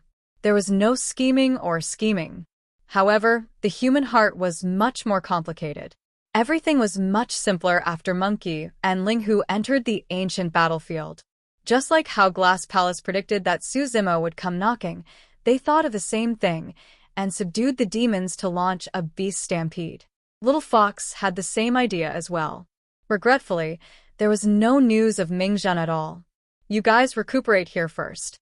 I'll go clean up the battlefield." Su Zimo settled Monkey and the other demons down before getting up to leave. Tens of thousands of people were buried in this battle. The storage bags of those cultivators had to be collected. For the current Su Zimo, other than connate spirit weapons or rare ancient treasures, other weapons were nothing to him. However, those storage bags could not be discarded casually either. What Su Zimo valued the most were the spirit-gathering fruits, soul-nourishing blood ginsengs, and other spirit herbs that the cultivators had collected. Those were consumables, and the more the better. Demon beasts were everywhere in the ancient city. However, when Su Zimo walked through the ancient city, those demon beasts chose to avoid him instinctively. Behind him was an obedient and slightly shy young girl in her prime. It was the little fox in human form. "What's the matter?" Su Zimo did not stop in his tracks and glanced sideways. Little Fox lowered her head slightly and stole glances at Su Zimo with her large, watery eyes, asking softly, "Young master, you won't blame me, right?" Little Fox could have taken on human form a long time ago. However, she chose to hide it because she was too embarrassed to say it out loud. She was still feeling uneasy. After pondering for a moment, Su Zimo said intentionally, "Since you don't trust me, don't follow me from now on." The moment Little Fox heard that, she panicked and stood on the spot, tears welling up in her eyes as though they could fall at any moment. "My mother is dead. You abandoned me after bringing me out of the cave. I don't have any relatives now. Nobody wants me from now on." Wah. The little fox let out a wail and burst into tears. Zimo was shocked. Initially, he said it casually to tease Little Fox. He did not expect her to take it for real. A few beast heads popped up on the city walls. Monkey, the spirit tiger, and the golden lion were sprawled on top of the wall, peeking over secretly. Their eyes burned with the flames of gossip. The spirit tiger, little Tanuki, is being bullied. Zimo must have taken advantage of her. I'm going down to help. Monkey, go ahead. The golden lion said, Warrior, take care. Linghu. Zimo turned around and reached out to wipe away Little Fox's tears gently, smiling bitterly. Just now. I'm just joking. Why would I blame you for something so trivial? Really?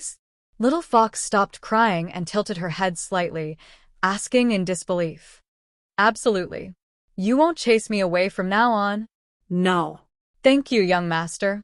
Little Fox smiled through her tears. Her long eyelashes were still stained with sparkling tears, creating a beautiful world under the sunlight. Zimo took more than half a day to tidy up the battlefield. He gathered the items in the storage bags. There were close to 100,000 flying swords and other spirit weapons, as well as countless elixirs and talismans. Few of those items were truly useful to Zimo. He was not interested in ordinary spirit weapons. As for elixirs, he only consumed perfect elixirs with 5 elixir patterns. Among the 100,000 spirit weapons, there was only a single connate spirit weapon. It was the glove that Yi Tiancheng wore earlier on. Although there was only one, that was more than enough for Zimo. His right hand had the divine phoenix bone, and even dermic weapons could not shatter it. If he wore the connate spirit weapon glove on his left hand, his palms would be able to receive any weapon barehanded. It could be said to be invulnerable to weapons, water, and fire. There were more than 100 spirit gathering fruits in the storage bags altogether. Be it demons or cultivators, 1 or 2 of them were sufficient for the refinement of their essence spirits. Any more would be useless. There were more than 100 of them, and it was enough for them to split. There were a total of 12,000 stalks of soul-nourishing blood ginseng. On the surface, that was a huge number. However, Zimo had a feeling that the amount of soul-nourishing blood ginseng he needed was a few times more than ordinary cultivators. It was not only because he cultivated both demonic and immortality. More than that, be it his Jin Dan or inner core, they were both different from others.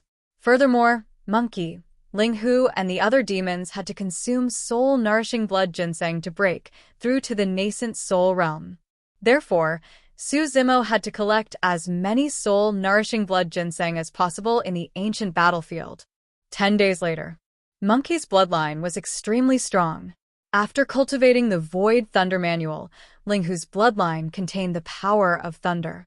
Spring thunder rumbled, and all living beings were born.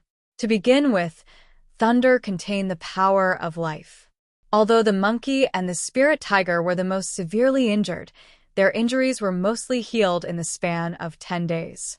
Both of them were active by nature and did not wish to continue staying in the ancient city. Zimo asked, "Tell me, what are your plans after leaving the ancient city?" "I'll follow you," Monkey replied. The reason why he entered the ancient battlefield was for Zimo to begin with. Linghu scratched his head and coughed gently. Licking his tiger face, he closed in beside the little fox and wagged his tail with a fawning smile. "Little fox, where are you going?" The little fox replied, "I'm naturally going to follow you, young master." Piak. Linghu slapped his thigh and shouted, "What a coincidence! We thought of the same thing." Bang. A coarse palm appeared from the side and slapped Linghu squarely on the face, sending him flying. CKU. Linghu's curses could be heard in midair. The little fox giggled endlessly.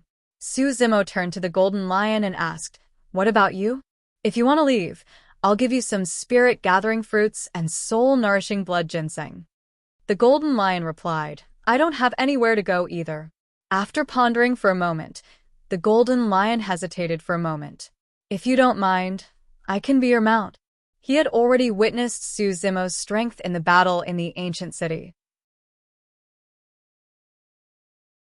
Although he was unwilling in the depths of his heart, It was not embarrassing to be the mount of such a strong existence. Ha ha ha ha. Su Zimo reared his head in laughter and patted the golden lion on the shoulder. I still have to thank you for your help a few days ago. How can I treat you as a mount? Yellow hair, don't underestimate me. The golden lion was touched when it heard the first half. The golden lion's face darkened at the mention of yellow hair at the end, and it said with a bitter expression, Do you have any other names? Yellow hair is pretty good, Monkey consoled. If it were up to me, I'd like to call you Pekingese. Ugh, the golden lion said. Yellow hair then. Su Zimo waved his hand and declared heroically, Since that's the case, let's head to the center of the ancient battlefield and take a look at the Jin Dan phenomenon ranking. We'll see the paragons of Tianhuang mainland. I'm definitely going to fight for the #1 position. Let's go. Let's go. Ollie, wait for me.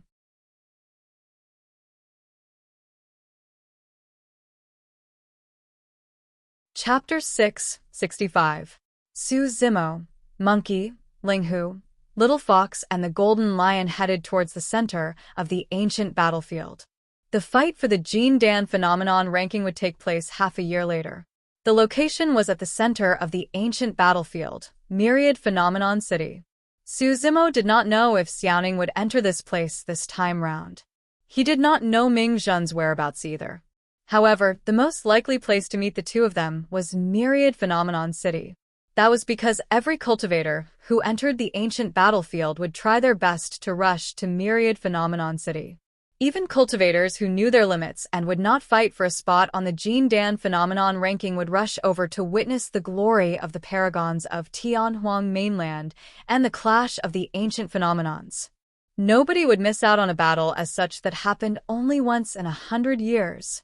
Even watching from the sidelines would benefit one's cultivation immensely. Furthermore, the ancient battlefield was boundless, and searching for the two of them without any clues was akin to searching for a needle in a haystack. Half a year later, cultivators from various major factions and sects of Tianhuang mainland would gather in Myriad Phenomenon City. Many unorthodox and powerful itinerant cultivators would gather, and it would be the place with the most information. Even if they could not meet the two of them, they might be able to find out some useful information. Of course, of the millions of cultivators who entered the ancient battlefield, less than half of them, or even less, would be able to reach Myriad Phenomenon City. Apart from the demon beasts and ancient living beings that resided in the intermediate ancient battlefield, the demons of Tianhuang mainland were teleported in to fight for treasures and resources as well. The journey to Myriad Phenomenon City, that was at the center of the battlefield, was extremely treacherous. For the vast majority of cultivators, they would choose to travel during the day and try their best to find a place to rest before nightfall. They would continue their journey at daybreak. At night in the ancient battlefield, birds and beasts roamed freely, and not many people dared to travel at night. However, day and night did not affect Su Zimo's group at all. Apart from Su Zimo, the other 4 were true spirit demons. Although there were only 5 of them, none of them were to be trifled with. Su Zimo, Monkey, and Linghu didn't say anything. Although the Golden Lion was suppressed by Su Zimo in a few moves, it was still a pure-blooded ferocious beast after all. Furthermore, it belonged to the bloodline of the Golden Lion of Wild Lion Ridge. Its bloodline was extraordinary and surpassed most of the monster race. Even the weakest-looking little fox was unable to get close to most of the demonic beasts. The fox race was a natural seductress. Just by standing there, they had the ability to charm all living beings. As long as they curled their fingers and released some bewitching fragrance, it was enough to attract all the demons to prostrate themselves. Linghu had already been bewitched by the little fox to the point that he was dizzy and lost all sense of direction. Along the way, Linghu followed behind the little fox, wagging his tail and asking about her well-being. He was so caring that he was just short of being the little fox's mount. That fawning face of his naturally deserved another round of slaps from the monkey. However, the little fox always hid far away. If it couldn't hide, it would transform into its original form and hide in Su Zimo's embrace. Linghu gritted his teeth in hatred, but could only glare at it helplessly. For the past few days, Ling Hu would sigh bitterly each time the little fox snuggled in Su Zimo's embrace. In the blink of an eye, a month passed. During this period of time, there were naturally many battles with other demons, and each time, it was more daunting than dangerous. The Golden Lion became familiar with Monkey and Ling Hu as well and gradually integrated into the group. That night, Su Zimo's group continued forward. The man was dressed in green robes and had delicate features, while the girl was ravishing. Su Zimo and the little fox walked side by side at the front, looking extremely compatible. Monkey, Ling Hu, and the Golden Lion followed behind. Ling Hu was dejected and listless. The Golden Lion asked curiously, "Brother Hu, why haven't you been pestering the little fox during this period of time?" With his hands behind his back, Ling Hu raised his head slightly and pretended to sigh deeply. "Sigh, I've fallen out of love." Monkey rolled his eyes and stifled a chuckle. The Golden Lion consoled, "It's fine, Brother Hu. When we return to Wild Lion Ridge, I'll introduce you to a few girls to relieve your boredom." "Really?" Ling Hu's eyes lit up and his melancholy just now vanished without a trace as he nearly drooled. "It must be true." The Golden Lion patted its chest loudly. "Good brother." Ling Hu hugged the Golden Lion's shoulders excitedly. Monkey pouted and could not be bothered with the two of them. Right then, Su Zimo suddenly frowned and his ears twitched as he said in a deep voice, "Everyone watch out. A beast stampede is swarming over." "Beast stampede?" Monkey narrowed his eyes with a scarlet glint. Ling Hu and the Golden Lion retracted their smiles and had grim expressions. The presence of a beast stampede meant that there was a demon king within it. Furthermore, they were no longer in the periphery of the ancient battlefield. A demon king that could subdue demons in this region and trigger a beast stampede was definitely terrifyingly strong and was not to be trifled with. If the five of them were to fight one-on-one, they would naturally not be afraid of anyone. However, if they were to encounter a beast stampede, they would definitely be embroiled in an endless struggle. A while later, Monkey and the others finally felt the ground tremble. Boom, boom. It was as though a massive army was charging over. Although it was nighttime, Su Zimo's vision was powerful, and he could clearly see dust billowing in the distant horizon with a frightening might. The five of them stopped in their tracks. Not long after, the beast stampede arrived. Most of the beast stampede were ancient remnant beasts, but there were also many pure-blooded ferocious beasts. Each of them had rumbling demonic chi and menacing gazes, as though they wanted to skin Su Zimo's group of five alive. The strange thing was that there were more than 1,000 humans in the center of the demon beasts. Although they were in human form, demonic chi emanated from them as well. It was clear that they were transformed from demon beasts. In the center of the 1,000 people, a man and woman stood on a war chariot like stars surrounding the moon. The man's face was skinny and he had a feminine expression. He wore colorful clothes that looked extremely gaudy. The woman beside him looked like she was in her late 20s and was also transformed from a demon. She wore a green blouse and pants, and her black hair was tied behind her head like a waterfall, giving her a heroic aura. The woman's legs were long and voluptuous. They were perfect. Ling Hu's eyes widened when he saw the woman's legs. Su Zimo frowned slightly. The woman seemed to be restricted, and her body was coiled by a thin rainbow silk. She could not move at all, and even her lips were sealed, unable to speak. The rainbow silk was coiled around every single ferocious beast in the beast stampede as well. The other end was in the hands of the 1,000-odd demon beasts in human form. It was clear that the beast stampede before them was subdued by the 1,000-odd demon beasts in human form. As for the 1,000-odd demon beasts in human form, they were under the command of the colorful-robed man on the war chariot.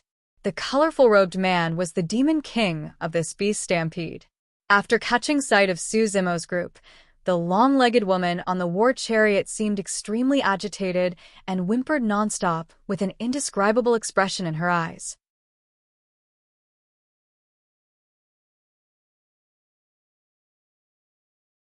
Chapter 666. It was only normal for demon beasts to be captured, and subdued.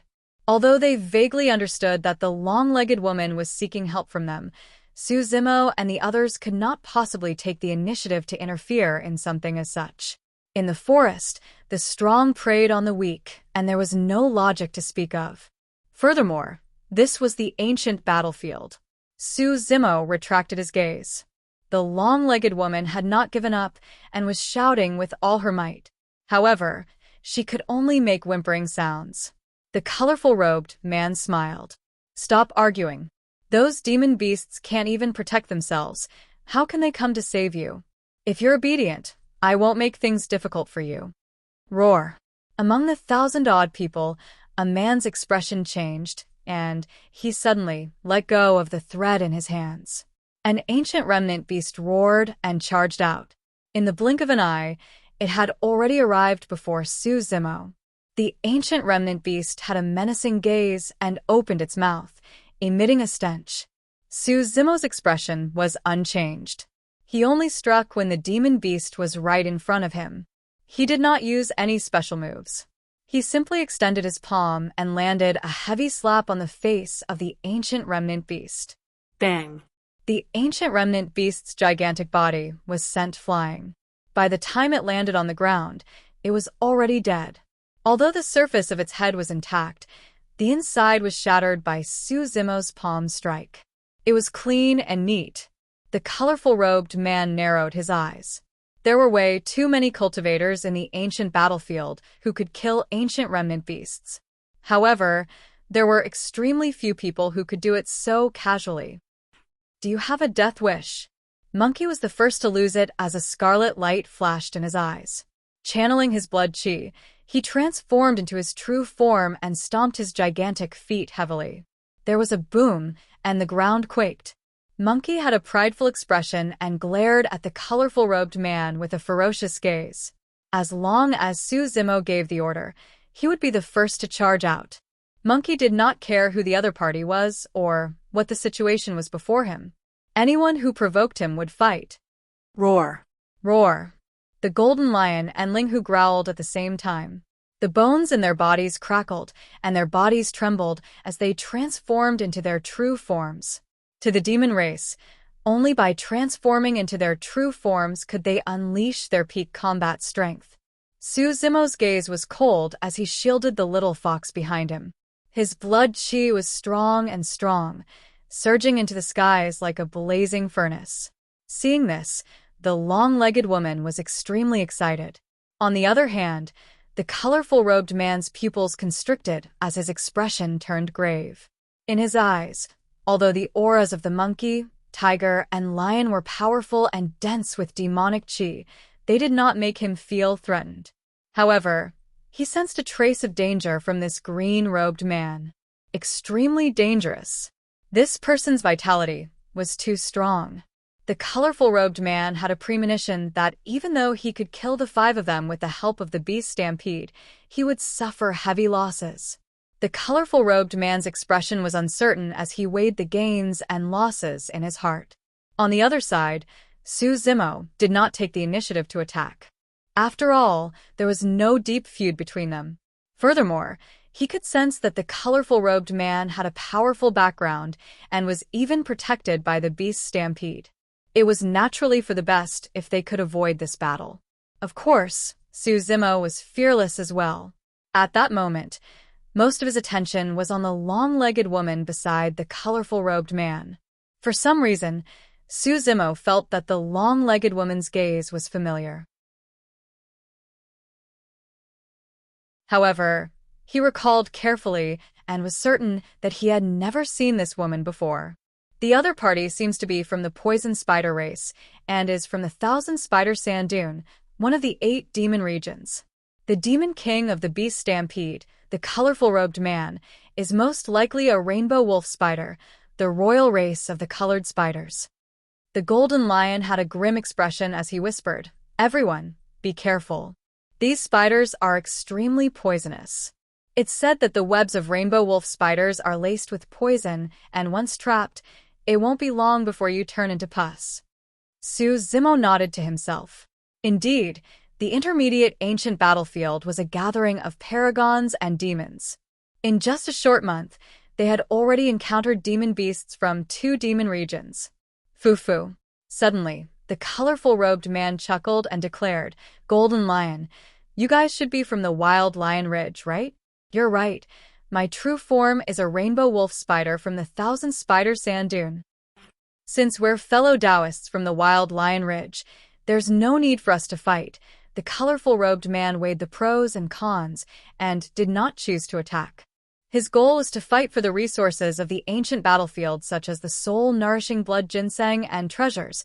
There was no need for him to fight to the death with the 5 of them. The colorful-robed man took a step back first. Su Zimo did not force things and merely nodded with an indifferent expression. Monkey shrugged, showing a nonchalant attitude. Ling Hu and the Golden Lion exchanged glances and heaved a sigh of relief. Little Fox's heart was relieved as well. Boom, boom, boom. The beast's stampede circled around Su Zimo's group and continued advancing. Ooh, ooh, ooh.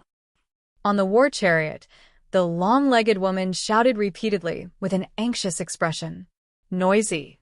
The colorful-robed man extended his finger and tapped the woman's forehead. The woman's body swayed, and her face turned purplish-green. She could not even make a sound and could only stare at Su Zimo, Monkey, and Ling Hu with widened eyes without blinking. That kind of eyes revealed a kind of despair that had turned to dust. As the war chariot moved further away, the distance between them increased as well. The woman closed her eyes, and 2 streams of hot tears flowed silently from the corners of her eyes. Dust billowed and gradually moved further away. Su Zimo frowned slightly and looked in the direction of the beast's stampede in deep thought. After a long time, he turned around and shook his head before continuing forward. "That lady is rather pitiful as well." Little Fox pursed her lips and whispered. Ling Hu sighed as well. "Heis, for a moment, I even had the urge to save her." "Actually, there's no need for that," the Golden Lion said. "If we save this and that, we'll have too many people to save along the way. If we see snakes eating rabbits and wolves eating lambs, we have to save everyone in the world." How can we save all of them? "That's true," Ling Hu nodded. After walking for a while, he could not help but turn to Monkey and ask, "Boss, what do you think?" Monkey stifled a laugh. "If I were you, I would save them as I wish. Why are you so conflicted and wishy-washy?" How annoying. "That's true, but I can't implicate everyone because of my rashness," Ling Hu said with a bitter expression. The Golden Lion leaned over and whispered, "Brother Hu, you've taken a liking to her, haven't you?" Get lost. Ling Hu cursed in annoyance. "Heis." After taking a few steps, Ling Hu sighed again. "I don't know why either, but I feel like I know that woman." "How strange." Suddenly, Monkey frowned and said in a deep voice, "Now that you mention it, I seem to have the same feeling as well." When he heard that, Su Zimo suddenly stopped in his tracks. Ling Hu was not paying attention and almost bumped into him.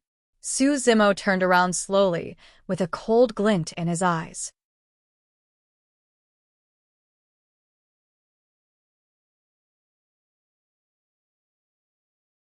Chapter 667. The beast's stampede surged and demonic chi surged into the air. Dust billowed on the plains and the scattered demons had long fled far away. On the centermost war chariot, the colorful-robed man glared at the woman beside him with a dark expression and said coldly, "You had better behave yourself. If not for the fact that I need your blood to cultivate daily, I would have killed you long ago." The woman lowered her head, and her eyes were filled with despair, as though she had lost her soul. "You don't have to rely on others to save you," the colorful-robed man sneered. "In the ancient battlefield, any sect or faction that sees us, the rainbow wolf spiders, will have to retreat." He was not bragging when he said that. Even the successors and disciples of super sects would not want to provoke a group of demon beasts as such, especially at night. Fortunately, those few people know what's good for them. Otherwise, they would have been corpses by now. The colorful-robed man harumphed. Swoosh. Suddenly, the sound of clothes fluttering could be heard from behind him. Sensing something, the colorful-robed man turned around. In the distance, a green figure was rushing over at lightning speed. His speed was extremely fast. Just now, he was still in the horizon and arrived before them in the blink of an eye. The green-robed cultivator that they had encountered earlier had returned. Monkey and the other three caught up gradually behind the green-robed cultivator as well. Su Zimo stood in midair beneath the beast stampede, ignoring the countless demon beasts with menacing gazes and gaping mouths. His expression was calm, and his aura was strong as he blocked the war chariot. The colorful-robed man narrowed his eyes, and his pupils constricted as a killing intent flashed through the depths of his eyes. When the woman saw that, she was agitated but could not speak. Audacious. Insolent. A few young men stood out from both sides of the war chariot with unfriendly expressions and hollered. Thin threads flickered on their fingertips, as though they were ready to attack at any moment. Roar. The beast stampede let out a deafening roar that shook the world and shook one's mind. However, be it Monkey, the Linghu, or the Golden Lion, their mental fortitude was much stronger after the battle of the ancient city. Furthermore, they had experienced countless battles in the past few days. A scene like this could no longer scare them. Even the most timid of them all, the little fox, was only slightly pale at this moment. Her gaze was firm, without the slightest bit of fear. In her heart, as long as Su Zimo decided on something, she would follow him without hesitation, regardless of whether it was a mountain of blades or a sea of flames. The colorful-robed man pressed his hands against the air. The roars of the beast tide gradually calmed down. The colorful-robed man raised his brows slightly and asked faintly, "What do you mean, fellow Taoist?" After blocking the chariot's path, Su Zimo's gaze fell on the long-legged woman's face, as if he wanted to see something. Monkey and Linghu were the same. Su Zimo took a deep look at the woman before turning his gaze towards the colorful-robed man. He said indifferently, "I suddenly thought of something, so I came back to confirm it." "Oh." The colorful-robed man frowned and asked, "What is it?" Su Zimo was expressionless as he pointed to the woman on the chariot. "Please remove the seal on her mouth. I want to ask her a few things." Su Zimo's tone was no longer polite. Although he said please, it sounded more like an order. "Who do you think you are to speak to our young master in that manner?" A rainbow wolf spider at the side stood out and hollered. Linghu glared and hollered, "Who do you think you are? We're talking to your master. Who are you to interrupt?" Scram to the side. "You must have a death wish." The 1,000-odd rainbow wolf spiders had cold expressions as demonic chi emanated from their bodies, revealing menacing expressions. Their bones mutated, and the flesh on their faces swelled. A layer of colorful fur appeared on their skin, and sharp green mouth parts extended from their mouths, emitting a foul stench. The colorful-robed man's expression turned cold as well. His gaze was dark as he said in an unfriendly tone, "Let me give you a piece of advice. Don't push your luck. Just now, I'm already regretting letting you guys go. You'd better not force me to change my mind." Bang, bang, bang. Beside the chariot, the bodies of dozens of young men shuddered. In the blink of an eye, their bodies expanded and transformed into frightening, gigantic spiders. They had the heads of wolves and the bodies of spiders. Demonic chi surged, and they were covered in fine fur with 8 legs. The color of each leg was different. Their gigantic abdomens were spitting out spider webs of different colors. They were densely packed and could form an inescapable net to wrap around them at any moment. Rainbow wolf spiders. Monkey twisted its neck, and its eyes were bloodshot. It gripped its fists so tightly that cracking sounds could be heard as its fighting spirit rumbled. Both sides were at daggers drawn. As long as Su Zimo or the colorful-robed man said anything wrong, a huge battle could break out. Suddenly, Su Zimo smiled. "How about this? I'll take a step back and not ask her about those things." A wise man submits to circumstances. The colorful-robed man nodded. "You guys had better disappear from my sight before I change my mind. Otherwise, hold on." Before the colorful-robed man could finish, Su Zimo interrupted him. "I won't ask her about those things. However, I'll still have to trouble you to release her seal. I want to see what her true form is. For some unknown reason, the colorful-robed man suddenly felt uneasy. There was naturally no way he would listen to Su Zimo's instructions and release the woman's seal so easily. The colorful-robed man thought for a moment and said deeply, "There's nothing much about her true form. She's just an extremely ordinary crane." When they heard that, everyone no longer had any doubts. Su Zimo retracted his smile and nodded with a cold expression. "Good, very good." Monkey's bloodshot eyes lit up. Linghu could no longer hold it in and looked at the long-legged woman agitatedly. Silly bird, is that you?" The long-legged woman's eyes were bloodshot, and tears streamed down like rain. The colorful-robed man seemed to have realized something and frowned, asking instead, "You guys know each other?" "You don't have to change your mind." Su Zimo glared at the colorful-robed man coldly with killing intent and said word by word, "That's because I've already changed my mind." Before he finished his sentence, a blood-red saber had already appeared in Su Zimo's hands. 6 spirit patterns flashed. Instantly, blood chi surged into the air. It was Blood Quencher that had already evolved into a Khanate spirit weapon. Dong. Dong. Monkey channeled his inner core, and his blood chi surged as he reverted to his true form. His eyes shone with a scarlet glint as he pounded his chest heavily with both fists with a torrential ferocity. Linghu was extremely excited and roared, "Silly bird, don't be afraid. I, Hu Batian, am here to save you." Nothing could stop them. Even if there was an endless beast stampede before them. Even if there was a rainbow wolf spider from one of the 8 demon regions. Even if there were only 5 of them. The moment they found out about the woman's identity, they had to save her even if they had to risk their lives. Roar. A roar accompanied by lightning flashed and thunder rumbled. Linghu reverted to his true form and his eyes shone with lightning, looking majestic and terrifying. The golden lion and little fox reverted to their true forms as well.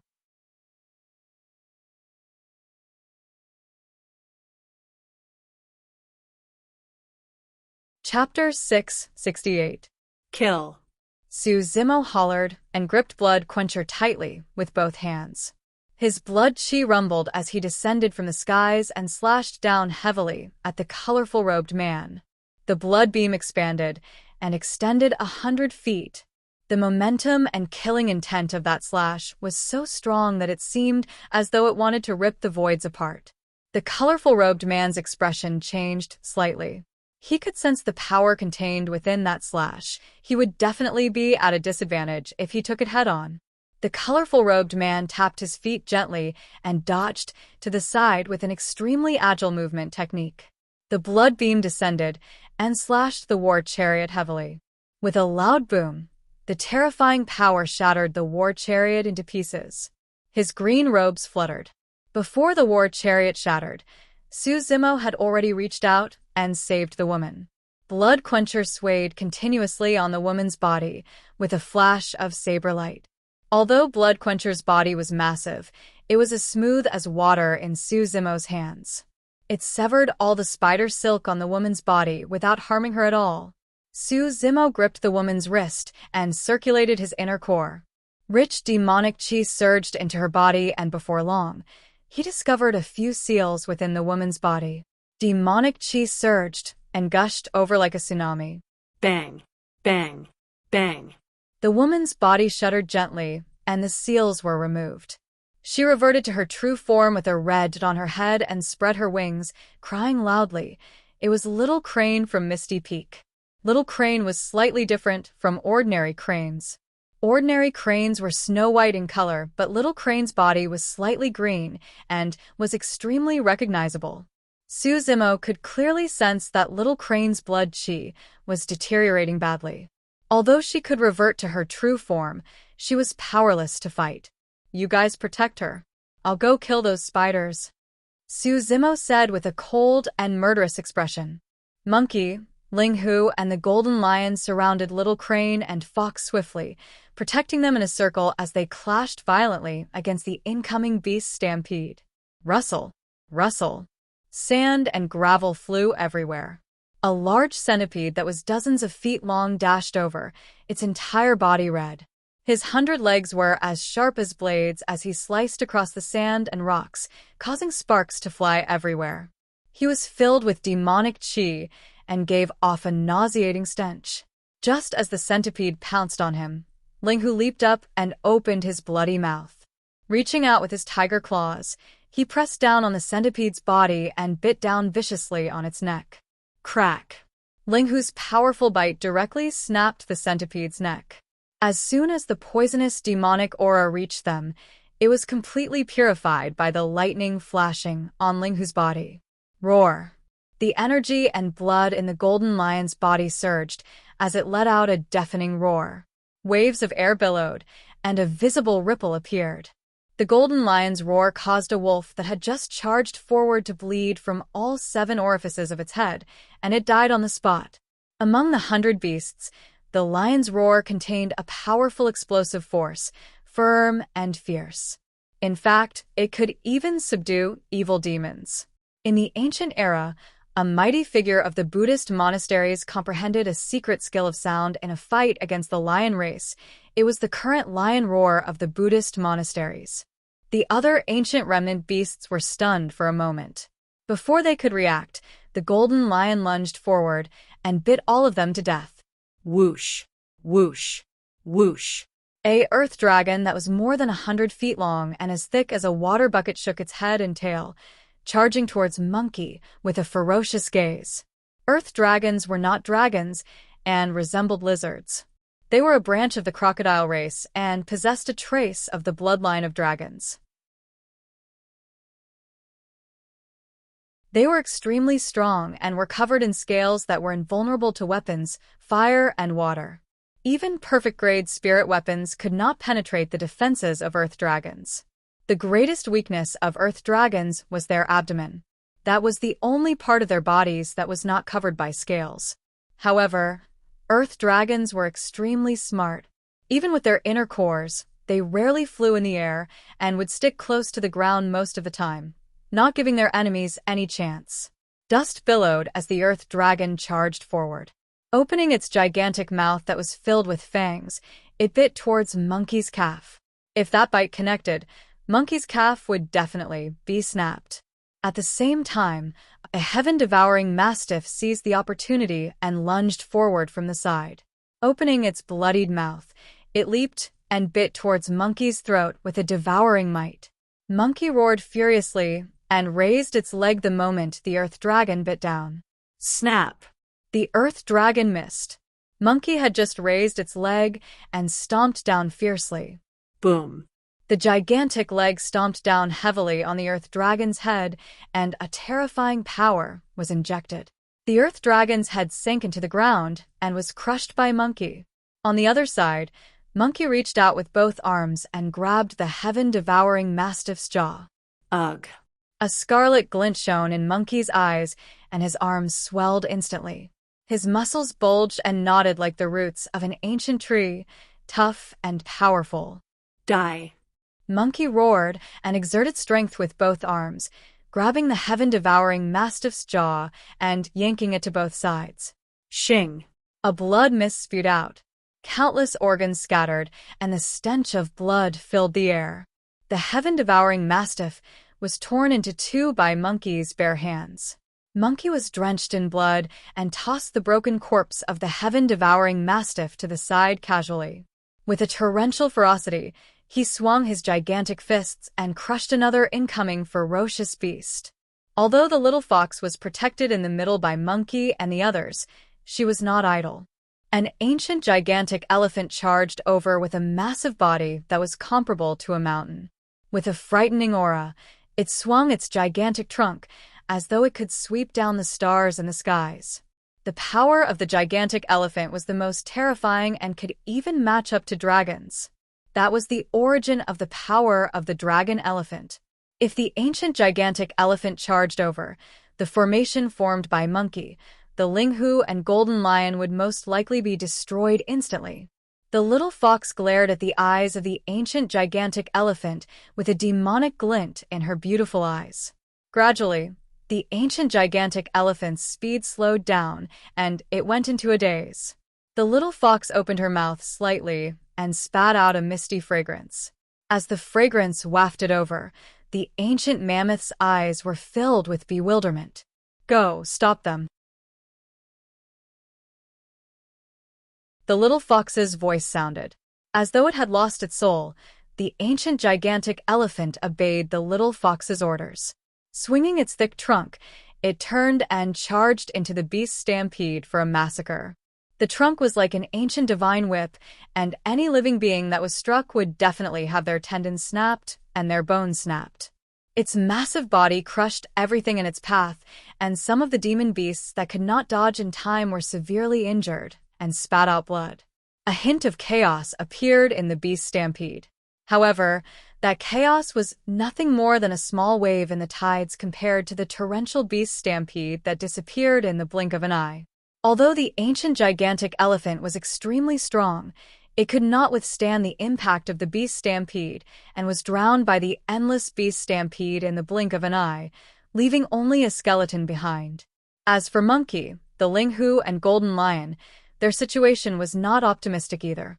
All three of them possessed torrential combat strength, and there were already hundreds of demon beast corpses beneath their feet.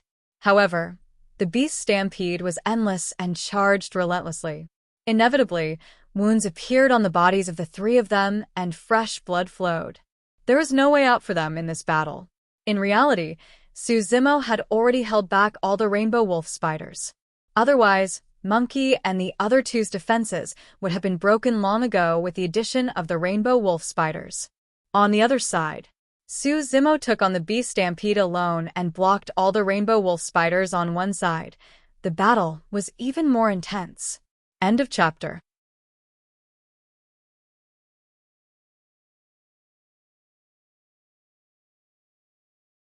Chapter 669. The air was filled with a blood mist that was sharp and sharp. The sea calming five stances and Shura saber were two different saber techniques that were immortal and fiend. However, Suzimo was able to wield them freely and seamlessly without any sluggishness. Countercurrent, raging tides, vortex ripple, ghost whales, blood flow, purgatory, white bones, fiend shadows, walking corpses. Although Suzimo was the only one on the battlefield with a single saber, in the eyes of the many rainbow wolf spiders, it was as though a tsunami was surging and crashing against the shore. Ghost wails echoed in their ears, white bones beneath their feet and fiend shadows before them. Countless corpses crawled up from pools of blood. It was as though they were in the depths of hell. This was force. At the level of force, a cultivator's mind and spirit would be affected. It would cause all sorts of unbelievable illusions to appear before their eyes and cause them to believe that it was real. In the mortal world, commoners would feel immense pressure when they saw the emperor and tremble in fear. In truth, that was because they were intimidated by the emperor's force. At that moment, there were already dozens of rainbow wolf spider corpses on the ground. Against the envelopment of that terrifying saber force, many rainbow wolf spiders would be sliced into two in the slightest moment of distraction, causing sticky green blood to flow out. The blood of rainbow wolf spiders was poisonous. When it landed on the ground, the surrounding vegetation withered in the blink of an eye. The initially moist soil began to dry up and showed signs of turning into gravel. Some demon beasts could not dodge in time and were tainted by the blood of the rainbow wolf spiders. Within 10 breaths, they would fall to the ground and die. The toxicity was rare. Suzimo's blood chi was exuberant, and he was like a blazing furnace. Before the demonic chi and venom could get close to him, they were vaporized into nothingness. The colorful-robed man had already reverted to his true form. In contrast to the other rainbow wolf spiders, he was the smallest of them all. His 8 legs stomped down, and his movement technique was unusually agile. He was extremely fast and did not take Suzimo head-on at all. Screech! Screech! The colorful-robed man let out a series of ear-piercing cries, as if he was commanding the surrounding clansmen. Under his command, the surrounding rainbow wolf spiders quickly changed their formation. Their movements were shockingly fast, and they no longer fought Suzumo head-on. Instead, they tried their best to run around Suzumo. Whoosh, whoosh, whoosh. As the rainbow wolf spiders ran in a crisscross pattern, they spat out rainbow silk from their abdomens that coiled around Blood Quencher's body. Blood Quencher was sharp and sharp. Coupled with Suzumo's explosive strength, it could even sever supreme-grade spirit weapons with ease. However, the silk of the rainbow wolf spider was extremely tough. Endless spider webs coiled around Blood Quencher, and even with the sharpness of the saber, it was difficult to sever them. Coupled with the fact that the spider silk was laced with poison to begin with, the spirit light on Blood Quencher dimmed gradually as the blood beam diminished continuously. Suzumo was still invincible on the battlefield. Not a single rainbow wolf spider could withstand his attacks. However, it did not take long before Blood Quencher was engulfed in the endless spider silk. Each time he swung his saber, Suzumo felt as though he was in a swamp, and the resistance increased tremendously. The main reason why most self-cultivators were unwilling to provoke rainbow wolf spiders was because the spider's silk was the best counter to self-cultivators' spirit weapons. The spider silk was extremely domineering. Thankfully, Blood Quencher was a connate spirit weapon. If it was any other ordinary supreme-grade spirit weapon, it would have been crippled a long time ago by the endless spider silk. It was precisely because of that Suzumo did not release the candlelight sword formation the entire time. Although the sword formation was strong, it was formed from supreme-grade flying swords. As long as a single flying sword made a mistake, the entire sword formation would not be able to operate normally, and the losses would outweigh the gains. In reality, for the past 20 years, Suzumo had been considering how he could raise the grade of this set of flying swords by another level. All he had to do was increase the power of each flying sword by a little. If 27 flying swords were combined, their power would increase significantly. If they were condensed into the candlelight sword formation, their power would be even more terrifying. However, the battlefield was constantly changing, and Suzumo did not have the time to think too much. Although more than 100 rainbow wolf spiders were dead and their numbers were still rising, Blood Quencher was completely trapped by the dense spider silk. It was almost like a cocoon, and the saber could no longer be seen. Helpless, Suzumo could only let go. It wasn't because Blood Quencher wasn't sharp enough. It was just that everything countered each other. That was an eternal principle of the universe. Fufufu. The colorful-robed man laughed smugly and said sinisterly, "Do you think that you can challenge the authority of the rainbow wolf spider race just because you have a connate spirit weapon? I'll make you pay for the deaths of my clansmen." Although Suzumo lost Blood Quencher, he was fearless as he stood in midair and sneered, "At the end of the day, they're just a bunch of ugly bugs. So, what if I kill them?" Haven't you realized the situation you're in? The colorful-robed man reared his head in laughter. You've already fallen into the rainbow web formation of our rainbow wolf spiders. Right now, you're a bird in a cage and a turtle in a jar. There's no way you can escape. Shuh. Shuh. Shuh. Many rainbow wolf spiders were still slithering in the voids and spitting spider silk. Unknowingly, the rainbow wolf spiders had already created a gigantic spider web around Suzumo.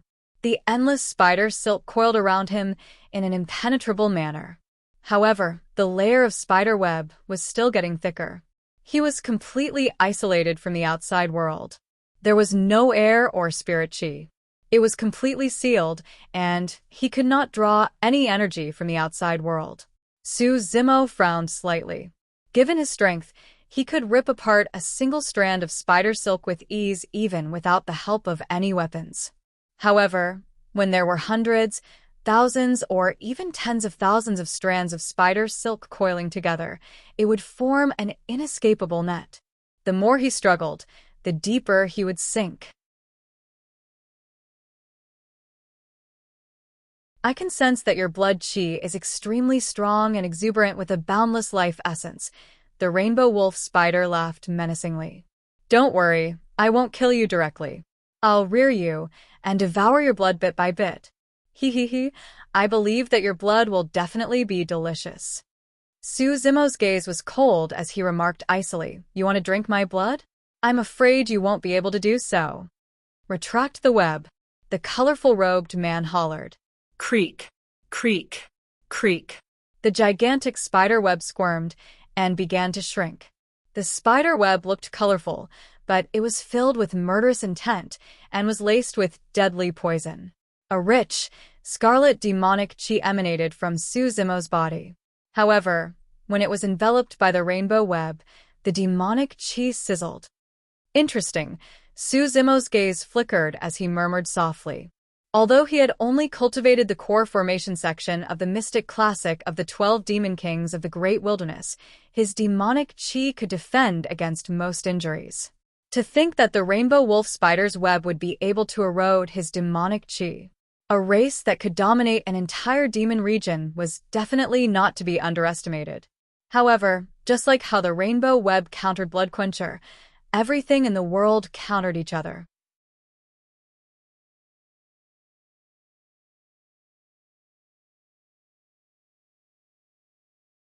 Chapter 670. More and more rainbow wolf spiders crawled up and spat out silk continuously, weaving layer after layer on the gigantic, colorful cocoon. Another group of rainbow wolf spiders stood in the surroundings and moved their legs, pulling at the spider silk. The gigantic cocoon was shrinking continuously. Su Zimo's remaining space was shrinking. Within the cocoon, Su Zimo was expressionless. Jean Dan gradually appeared from the black hole in his dantian and began to circulate slowly. A shuddering aura burst forth from his body. It was blazing and scorching. Crack, crack, crack. Instantly, the ground quaked. Mountains collapsed, and the ground cracked. Numerous shocking cracks appeared on the ground. Rumble. Boom. Volcanoes spewed, and scarlet lava gushed out from the ground. In fact, it could even melt rocks and form a scarlet ocean. The temperature within the cocoon rose rapidly. When the lava splattered onto the rainbow spider silk, green smoke rose instantly. The spider silk was charred and dimmed, but it did not break. When the colorful robed man sensed the situation within, his pupils constricted and his expression changed slightly. Indeed, the spider silk of the rainbow wolf spider could counter most spirit weapons. However, there was always a counter to everything, and spider silk was most afraid of fire. Thankfully, the rainbow wolf spiders were royalty of the spider race and had a strong bloodline. Their spider silk was unusually tough, and they cultivated a special cultivation technique that allowed them to defend against most flames. If it was any other spider, the cocoon would have been burned to ashes a long time ago. When he saw that the cocoon was merely charred and not fatally damaged, the colorful robed man heaved a sigh of relief and sneered, You're dreaming if you think that you can burn the spider silk of my rainbow wolf spider with a flame of that level. Even though he said that, the colorful robed man was also breaking out in cold sweat just now. In the cultivation world, there were a few cultivators from super sects that the rainbow wolf spiders would avoid at all costs. For example, the monks of Dipamkara Monastery of the 6 Buddhist monasteries would conjure a ball of true fire in their bodies the moment they started cultivating. It illuminated their organs and burned their bodies. It was extremely powerful. If the rainbow wolf spiders were tainted by the true fire of the monks of Dipamkara Monastery, they would be severely injured and might even be reduced to ashes. Right at this moment, the colorful robed man's expression changed.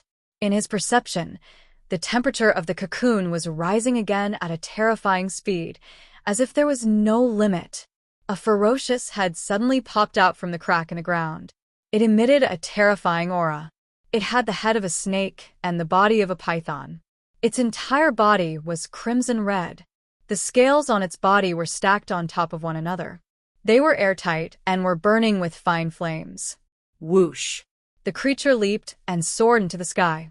A pair of scarlet-red wings that were burning with raging flames spread out from its back. Every time it flapped, it would set off a heat wave.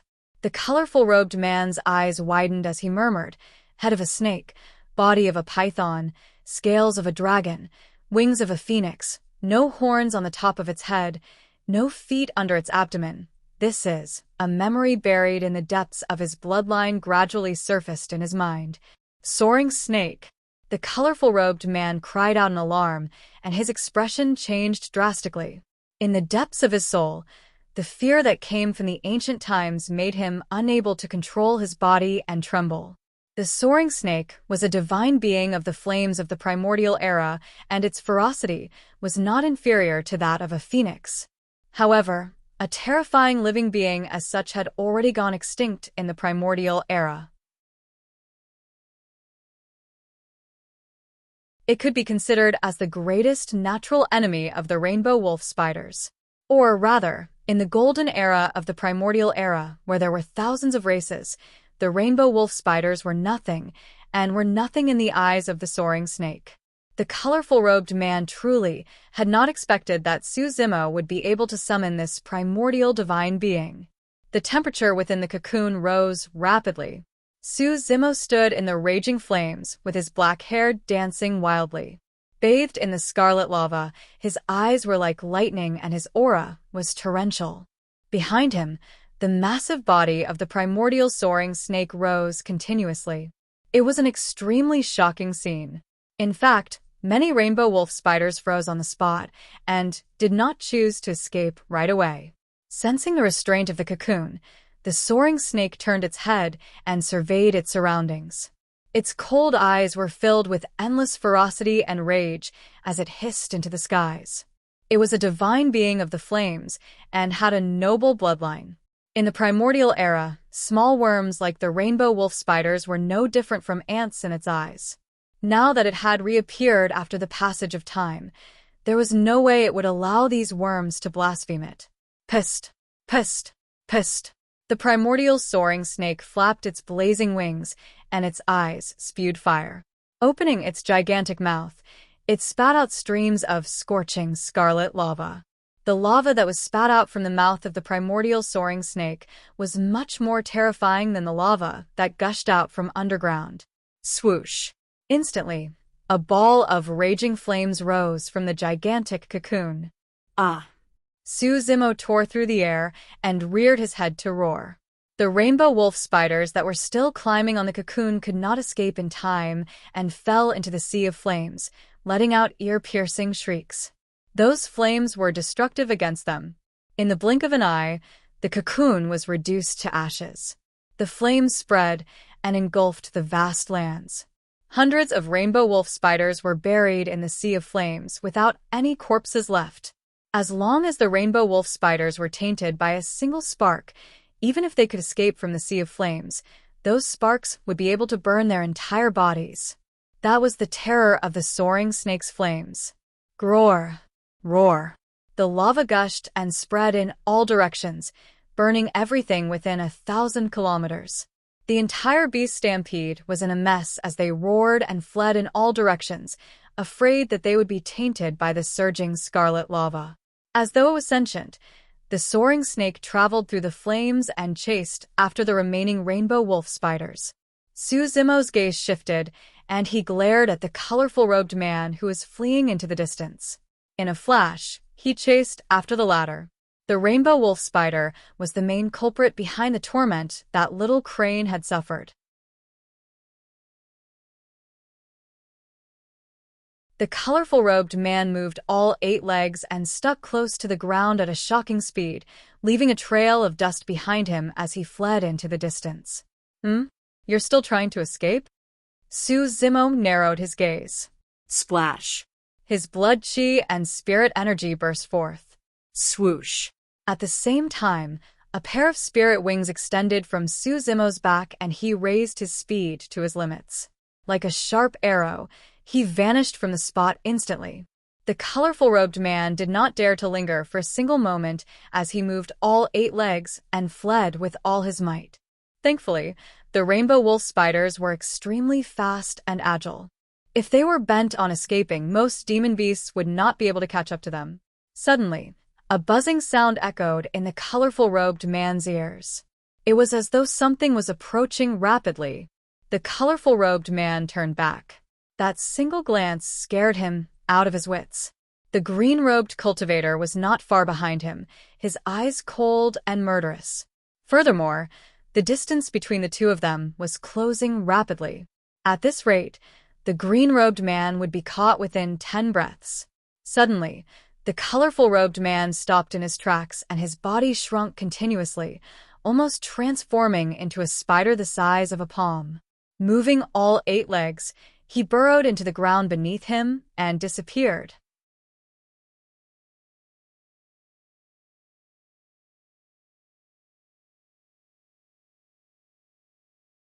Chapter 671. Suzumo's gaze turned cold as he said coldly, "You're still trying to escape?" The fact that the rainbow wolf spiders were able to survive from the primordial era to this day naturally meant that they had extraordinary methods. Otherwise, they would have been eliminated a long time ago. It was a demonic art that was similar to Earth escape.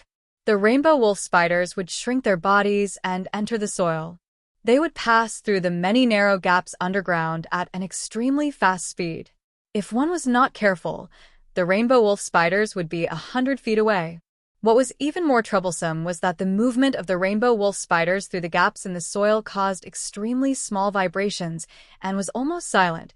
It was difficult for living beings on the ground to detect them. Furthermore, there were many tiny insects and ants living in the soil. The movement of these ants was enough to completely drown out the sound of the rainbow wolf spiders. Unless Jinying Jinjuan descended and released his spirit consciousness, he would not be able to track down the rainbow wolf spiders. Suzumo was motionless and suddenly closed his eyes. His entire body fell into an almost ethereal state. The sound of the wind, the chirping of insects, the movement of ants, and all sorts of other noises were completely isolated by him.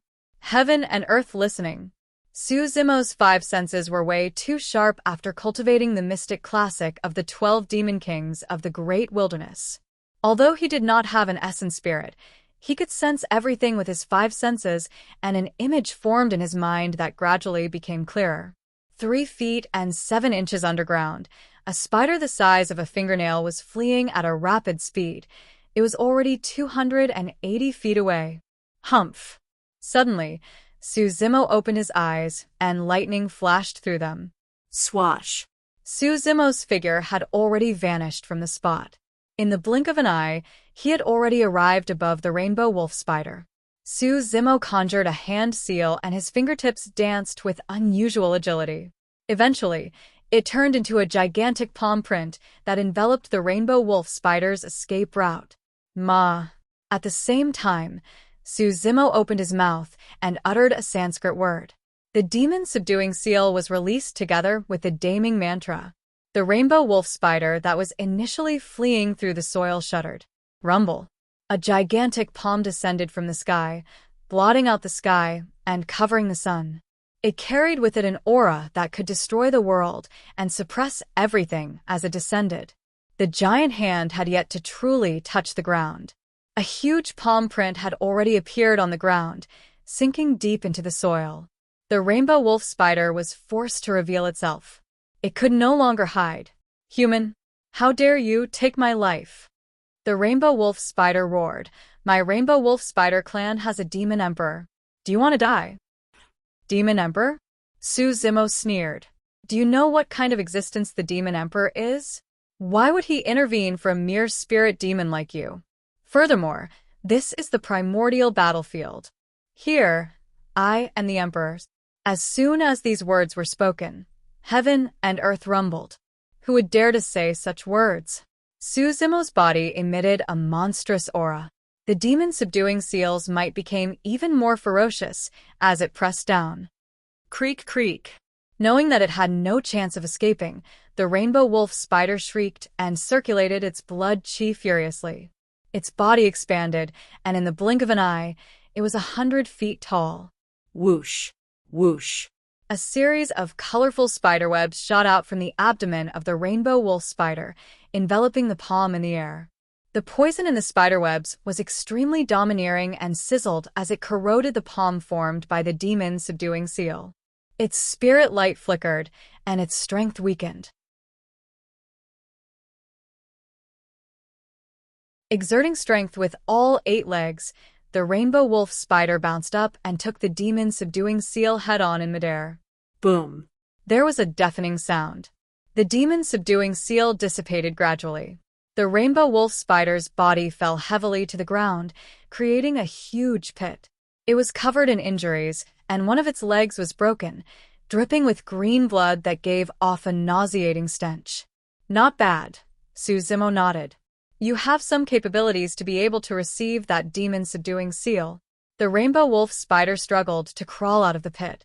With bloodshot eyes and a menacing expression, it charged towards Suzumo. The remaining 7 spider legs were like sharp spears that were tainted with deadly poison. There were even spikes on the surface of the spider legs. If those spikes were to pierce into flesh and pull them out, they would tear out a huge chunk of flesh and leave a bloody hole. Sho. Looking down from above, the rainbow wolf spider extended its legs and stabbed down at Suzumo's head repeatedly in a dense rain. Suzumo's gaze was cold and blood quencher in his hands trembled. Clang. Clang. A blood beam burst forth. Suzumo released his movement technique and shuttled through the chaotic spear shadows. Channeling his blood chi, he swung blood quencher and slashed down viciously at the joints of the rainbow wolf spider's legs. Exclamation point. Green blood gushed out from the wound. A total of 3 spider legs were severed by Suzumo. Apart from the spiderwebs, the rainbow wolf spider's legs were another weapon on its body that could even fight against perfect-grade spirit weapons. However, Suzumo's slash was aimed at the joints of the spider legs, the weakest part. Coupled with the sharpness of blood quencher, that single slash crippled 3 of the rainbow wolf spider's legs. Ah! The rainbow wolf spider let out a heart-wrenching shriek in pain. If you dare to suck her blood, I'll sever all 8 of your legs. Suzumo's gaze was cold without any bit of pity.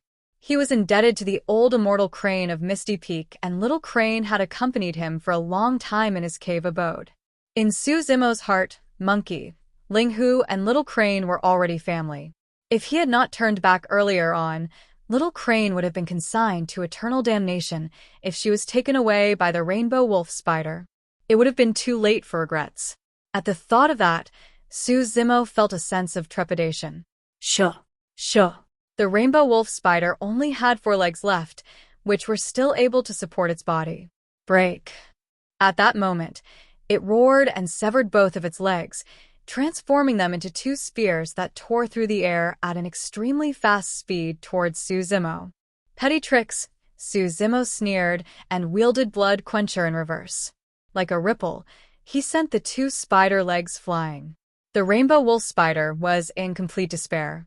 The many killing moves that it had used to dominate the demon region were nothing in front of this human. How could such a frightening monster incarnate be born from the human race? Before the rainbow wolf spider could finish its thought, its vision blurred and its green robes fluttered. Before it could react, it felt a sharp pain all over its body. Its remaining 2 spider legs had been chopped off. Thump! Without any support, the rainbow wolf spider fell to the ground. Due to the severe loss of blood chi, its body shrunk continuously, and before long, it was the size of a human. Slumped in the mud, the rainbow wolf spider glared at Suzumo with a venomous gaze. He casually took out a rope from his storage bag and tossed it at the rainbow wolf spider's body, coiling it a few times around its body. After the battle in the ancient city, he had collected tens of thousands of storage bags. There were way too many spirit weapons in his storage bag, and he could casually take one out. Furthermore, all of them were supreme-grade spirit weapons. I'll leave your life for Little Crane. Suzumo dragged the rainbow wolf spider and sped back the way he came.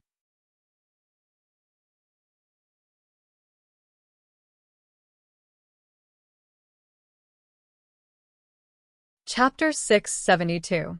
The battlefield had already quietened down, and all that was left was a charred ground. Soaring serpents rose into the air and lava raged, burning everything within 100 miles. The aura of a divine being was not only suppressing the rainbow wolf spiders, but other demon beasts as well. The rainbow wolf spiders were all burned to death. The remaining demon beasts broke free from the control of the rainbow wolf spiders and fled as well. The beast stampede retreated, leaving behind a ground of corpses and some of the wreckage that was still emitting smoke.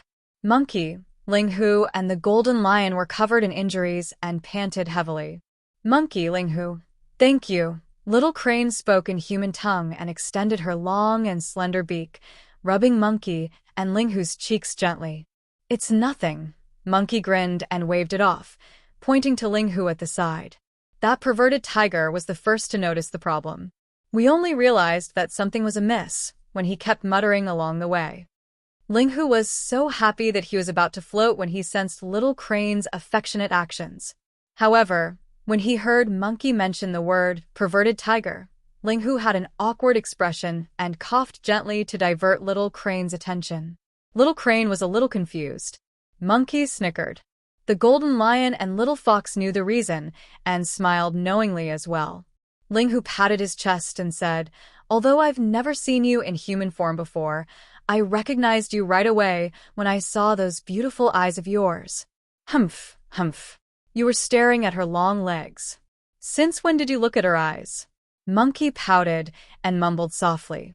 Ling Hu glared at Monkey and said hurriedly, "Little Crane, don't listen to his nonsense." Ling Hu looked at Little Crane affectionately and was brewing his emotions, as though he wanted to say something. After a long time, Little Crane was getting goosebumps from being stared at. Suddenly, Ling Hu shouted, "Ah!" The golden lion and little fox were caught off guard and jumped in fright. They looked at Ling Hu in confusion, wondering what was wrong with him. Monkey rolled his eyes. Ling Hu continued, "Ah, your eyes are so beautiful, like the stars, like the moon, like the sun, like the Golden lion was speechless. The little fox was petrified. The monkey was dumbfounded, feeling as if it had been struck by lightning. Was Ling Hu composing a poem? Not to mention how lousy the poem was, it actually got stuck halfway through. Monkey stretched out his hand, wanting to send Ling Hu flying. However, just now that he had just fought a huge battle, he really couldn't muster up any strength. The monkey let out a long sigh and could only cover his face and turn around. He really didn't want to look at Ling Hu. He felt that he couldn't afford to lose face. Ling Hu looked embarrassed and scratched his head. Suddenly, a thought flashed through his mind and he shouted, "It looks like the big gem in the deep sea." The spirit tiger shook its head proudly and laughed foolishly, intoxicated by its own success. In his opinion, the last sentence was the finishing touch. It was a brilliant literary talent. Little Crane felt goosebumps all over her body and shuddered subconsciously. "How is it, Little Crane?" Ling Hu closed in and licked his tiger face. Little Crane glanced at Ling Hu and said coldly, "Are you in heat?" Little Fox could not help but burst into laughter. Monkey and the golden lion were laughing happily at the side as well. Ling Hu had not expected Little Crane's words to be so sharp and direct. He could not handle it at all, and was so embarrassed that his tiger face flushed red, wishing that there was a hole in the ground to hide in. Right then, a person tore through the air from afar. Behind him was a rope, and at the end of the rope was a spider with 8 broken legs. It was the original body of the colorful-robed man. Little Crane's eyes were filled with endless rage, and her body was trembling. "Are you all right?" Descending before everyone, Su Zimo took out a bunch of elixirs from his storage bag. There were all sorts of things for consumption and external application. Right now, he did not lack any of those things. Monkey and Ling Hu applied the elixir silently while paying attention to Little Crane. Little Crane rushed to the colorful-robed man and stomped heavily on his body, questioning, "You said that you saw a man who looked like me at the Thousand Spiders sand dune. Is that true?" The colorful-robed man was already severely injured to begin with. Now that Little Crane stomped on him, his organs were shaken, and he coughed out a mouthful of blood, panting. "Of course it's true." Little Crane asked hurriedly with a nervous expression, "Where is he?" "Is that by Fong your father's?" Knowing that he had no chance of survival, the colorful-robed man laughed gloatingly. "What a pity! You'll never be able to see him again. He's long dead. Ha ha ha. Little Crane shuddered, and her face turned ghastly pale instantly. Su Zimo furrowed his brows slightly. The Bai Fong was a ferocious bird of the primordial era. It was extremely strong and controlled fire. It was one of the most terrifying species of ferocious birds. However, the phoenix race was way too terrifying among ferocious birds. They were the kings of all birds and could control fire as well. That was the reason why the Bai Fong was not too famous. However, in reality, the true strength of the Bai Fong was not inferior to the soaring serpent, a god of fire. Su Zimo had long noticed that Little Crane's appearance was different from ordinary cranes. Ordinary cranes merely had vermilion on their heads and snow-white bodies. However, Little Crane's body was covered in emerald green feathers and was extremely beautiful. If she had the bloodline of the Bai Fong, then everything would make sense. A Bai Fong's body was emerald green in color. Su Zimo lamented internally. No wonder I've never seen Little Crane's father, nor heard the old immortal Crane mention him. So he met with an accident long ago. I don't believe it.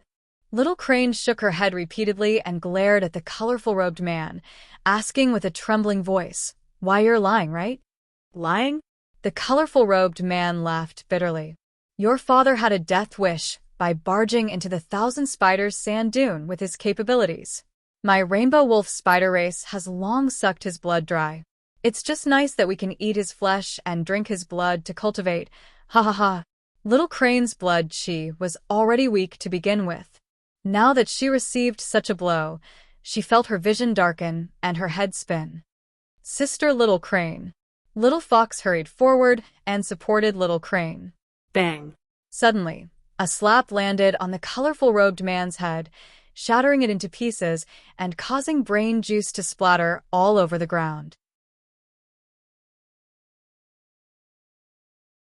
Ling Hu flung his palm and grumbled, "How noisy. Why are you still freaking laughing when you're so ugly? I've tolerated you for so long." Su Zimo heaved a sigh of relief. He could tell that Ling Hu did that because he did not want Little Crane to suffer any more blows. In reality, even if Ling Hu did not make a move, he would have made a move. It was clear that the colorful-robed man had no intention of living and was trying his best to agitate Little Crane with his words. His intentions were murderous.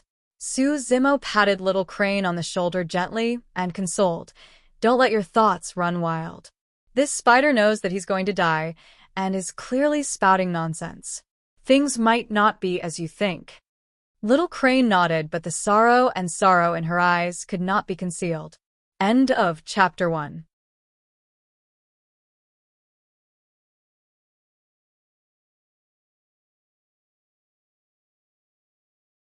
Chapter 673. Sensing the sorrow in Little Crane's heart, Ling Hu scratched his ears and cheeks. He wanted to share her burden, but did not know what to say. Nobody knew how to console her over something as such. The atmosphere turned heavy. Ling Hu looked at Su Zimo, hoping that the latter would say something. After pondering for a moment, Su Zimo decided to divert Little Crane's attention first and asked, "Little Crane, why did you enter the intermediate ancient battlefields?" Although the old immortal Crane had already broken through 20 years ago and became a high-level fiend demon that was equivalent to the Dharma characteristic realm of the human race, it was most likely impossible for her to open up a spatial node to the intermediate ancient battlefield on her own. As though she recalled something, Little Crane's expression changed, and she reverted to her human form. Hurriedly, she grabbed Su Zimo's arm and said anxiously, "Save Nian Qi. You've got to think of a way to save Nian Qi." Su Zimo's heart sank as he took a deep breath. "What's going on? Don't panic, tell me slowly." Nian Qi was a little girl he picked up in the capital of Great Zhou, and there were many secrets in her body. For example, Nian Qi was immensely strong even before she started cultivating. For example, he could not sense the passage of time on Nian Qi's body. Or rather, the passage of time was extremely slow. This meant that Nian Qi's lifespan was extremely long. At the very least, it was much longer than people of the same cultivation realm. Even so, Su Zimo did not suspect Nian Qi at all. Everyone had their secrets. Furthermore, she was only a child with a pure heart. Be it towards him or Misty Peak, she had no ill intentions. During the battle at Misty Peak, Nian-Chi gave it her all and almost died. It was clear that this child already viewed Misty Peak as her home. Little Crane said, "This time round, the patriarch of the Great Zhou dynasty came forward and sought you out, Mother, wanting to work together to open up a spatial node. This ancestor is a Dharma Daojun. Unfortunately, his qi and blood have deteriorated and his lifespan is nearing its end. Therefore, he decided to use a secret method to burn the last of his lifespan, erupting with power and joining forces with Mother to open a spatial node. However, this teleportation channel is extremely narrow and can only teleport 2 people. This ancestor of the Great Zhou dynasty has given both places to Misty Peak." Upon hearing this, Su Zimo raised his eyebrows slightly. This move was equivalent to giving Misty Peak a huge gift with his life. The actions of the patriarch of Great Zhou were definitely up to something. Little Crane continued, "The patriarch of Great Zhou knew that his lifespan was nearing its end and was worried that the Great Zhou dynasty would face a calamity after his death. As such, he wanted to use this gift in exchange for the protection of Mother and Misty Peak." After the battle at Misty Peak, the other 4 sects had suffered great losses. Even void reversions had perished. Although Misty Peak suffered heavy casualties as well, the disciples who survived would definitely have a bright future.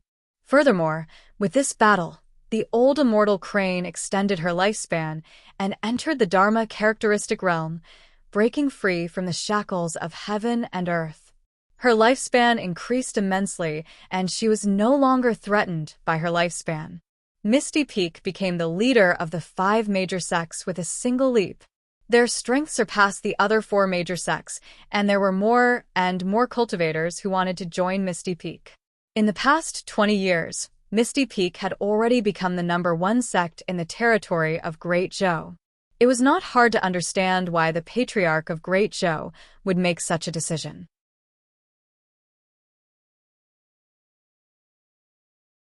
Little Crane looked at Su Zimo and continued, "Mother told me that the reason why the throne of Great Zhou was given to Ji Yaoxue was partly because of your potential. At the same time, it was also because of your relationship with Ji Yaoxue and the fact that you have Misty Peak backing you." Su Zimo nodded. He had long guessed that as well. According to etiquette, the inheritance of the throne was passed down to the first wife and the first wife. No matter what, it would not have landed on Ji Yaoxue. Furthermore, she was a woman. Eventually, the fact that the throne of Great Zhou was passed down to Ji Yaoxue and that the throne was not abolished despite the internal and external troubles of Great Zhou for the past 20 years was definitely not the decision of the Emperor of Great Zhou alone. Now, it seemed like the patriarch of Great Zhou was backing this as well. All of this made sense. It had to be said that the patriarch of Great Zhou was truly scheming. Furthermore, he had made the right bet. The fact that the old immortal Crane sent Little Crane in meant that she had already agreed to this matter. Although he was dead, he still paved the way for Great Zhou before his death by finding a Dharma characteristic expert to protect them. As for where Great Zhou would end up in the future, that was not something he could control. Su Zimo's heart skipped a beat as he asked, "Senior Crane sent you and Nian-Chi in for 2 spots?" "Yes," Little Crane nodded. "There are more cultivators joining Misty Peak, and the strength of the sect has increased. However, there are many problems as well. Be it elixirs, weapons, cultivation techniques, or spirit arts, we can no longer supply them. Mother and the Patriarch place great importance on the opening of the ancient battlefield this time round and want to make use of it to strengthen the foundation of the sect. Although Nian-Chi joined the sect late, she's already the #1 of the Jin Dan realm in the sect right now. In fact, the Patriarch even said that she might be able to fight with you. Mother also said that Nian-Chi's Jin Dan phenomenon might be able to fight for the top 10 of the Jin Dan phenomenon ranking." Su Zimo's eyes lit up. The fact that there was a chance of fighting for the top 10 of the phenomenon ranking was enough to shock him. The Patriarch and Ling Yun were already at the Void Reversion realm. Coupled with the old immortal Crane, The fact that they were able to give such an evaluation was proof of Nianqi's strength. Of course, Su Zimo had been hiding at the bottom of the Dragon Burial Valley for 20 years, and there was no way the old immortal crane and the Patriarch and Ling Yun would know of his strength. Nobody had witnessed it for themselves either. Little Crane seemed to have recalled something as a look of fear flashed through her eyes. Not long after we entered the ancient battlefield, we met 7 people, 6 men and a woman. They were way too strong. The strength of those 7 people was way too strong. Little Crane emphasized repeatedly. It was clear how shocked she was at that time.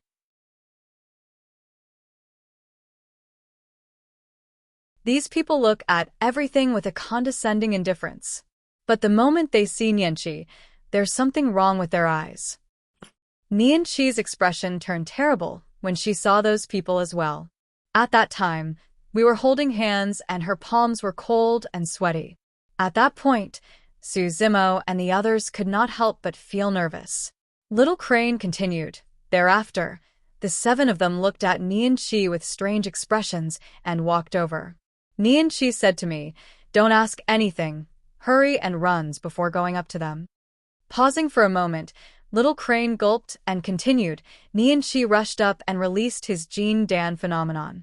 However, it was shattered by a single punch from the leader of the other party. Ah! Little Fox exclaimed.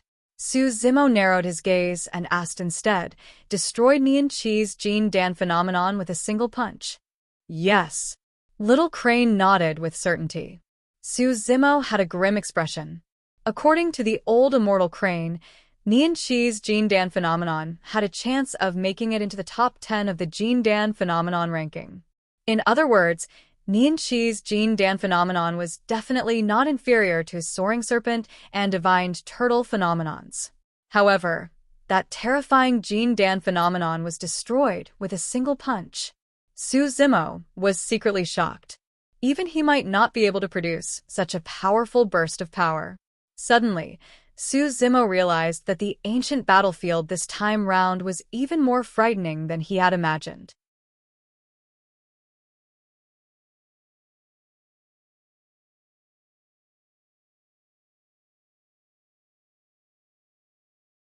Chapter 674.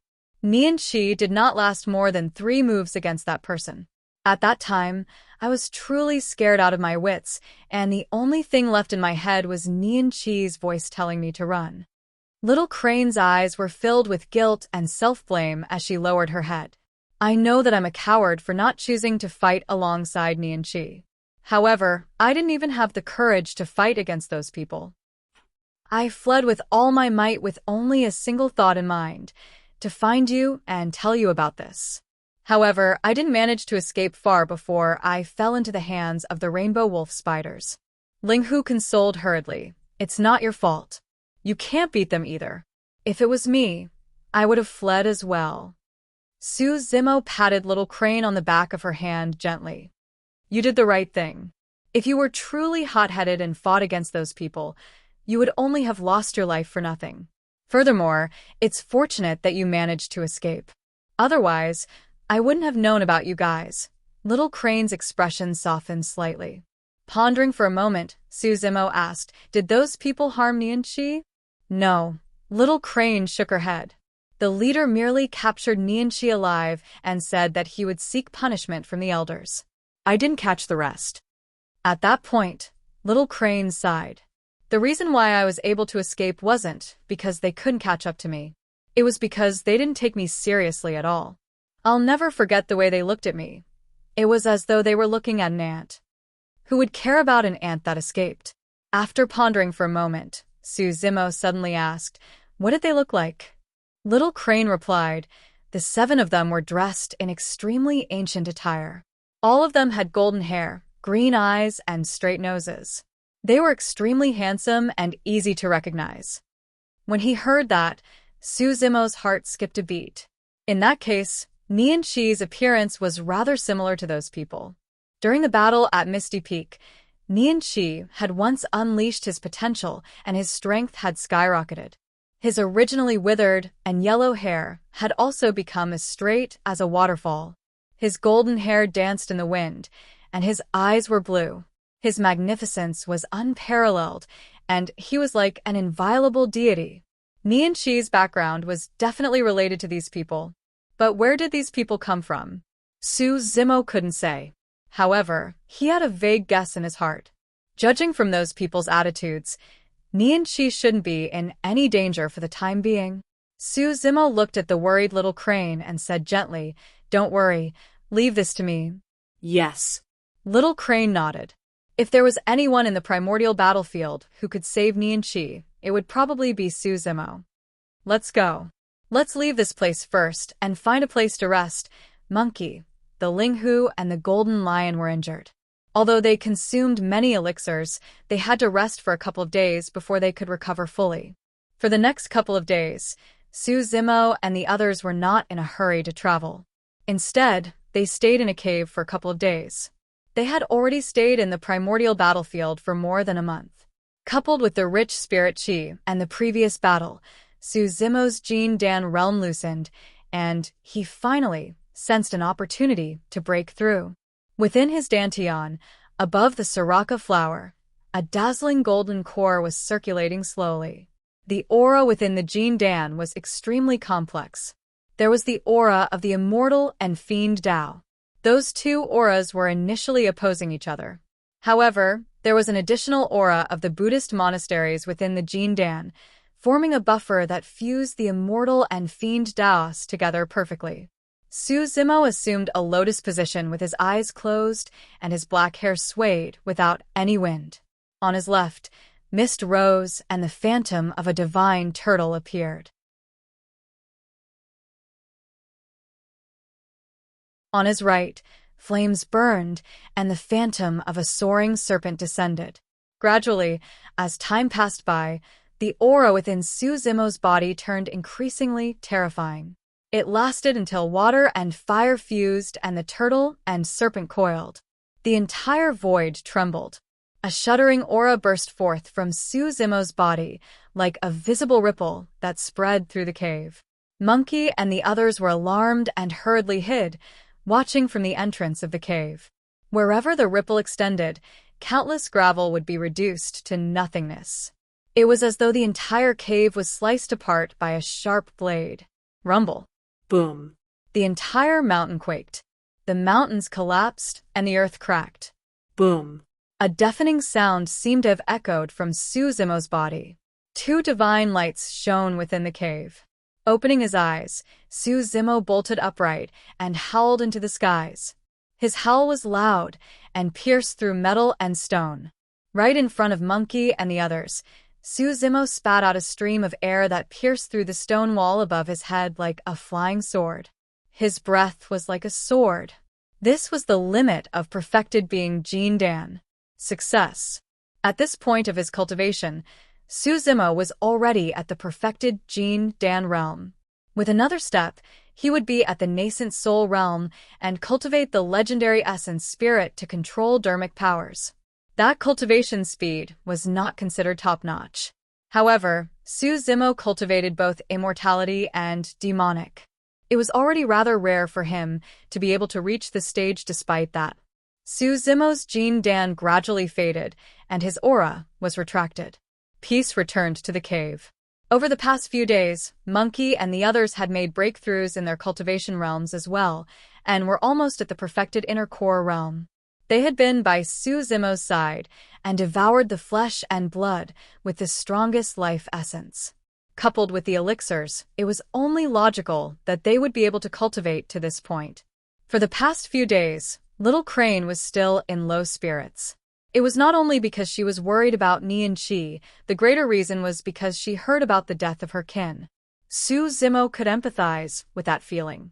Linghu accompanied Little Crane the entire day, racking his brains to please her, but to no avail. This day, as though he had thought of something, Linghu was extremely excited and shouted in front of everyone, "Hey, hey, hey. I've got a suggestion." Pausing for a moment, Linghu took a deep breath and said seriously, "Let's become sworn siblings." Sworn siblings? Monkey's eyes lit up. All of them had an extremely deep relationship with one another. Although the Golden Lion and Little Fox joined later, they had already integrated into the group after spending the past few days together.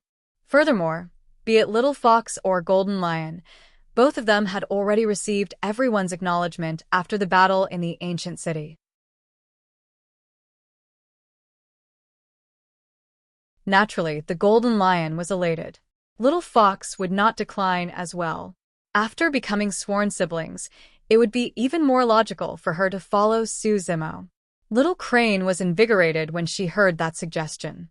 Looking at Monkey, Ling Hu, and the others, her eyes regained some luster. Su Zimo nodded to himself. Although Ling Hu seemed carefree, this suggestion was not bad. The reason why Little Crane was sad was because she had lost her kin.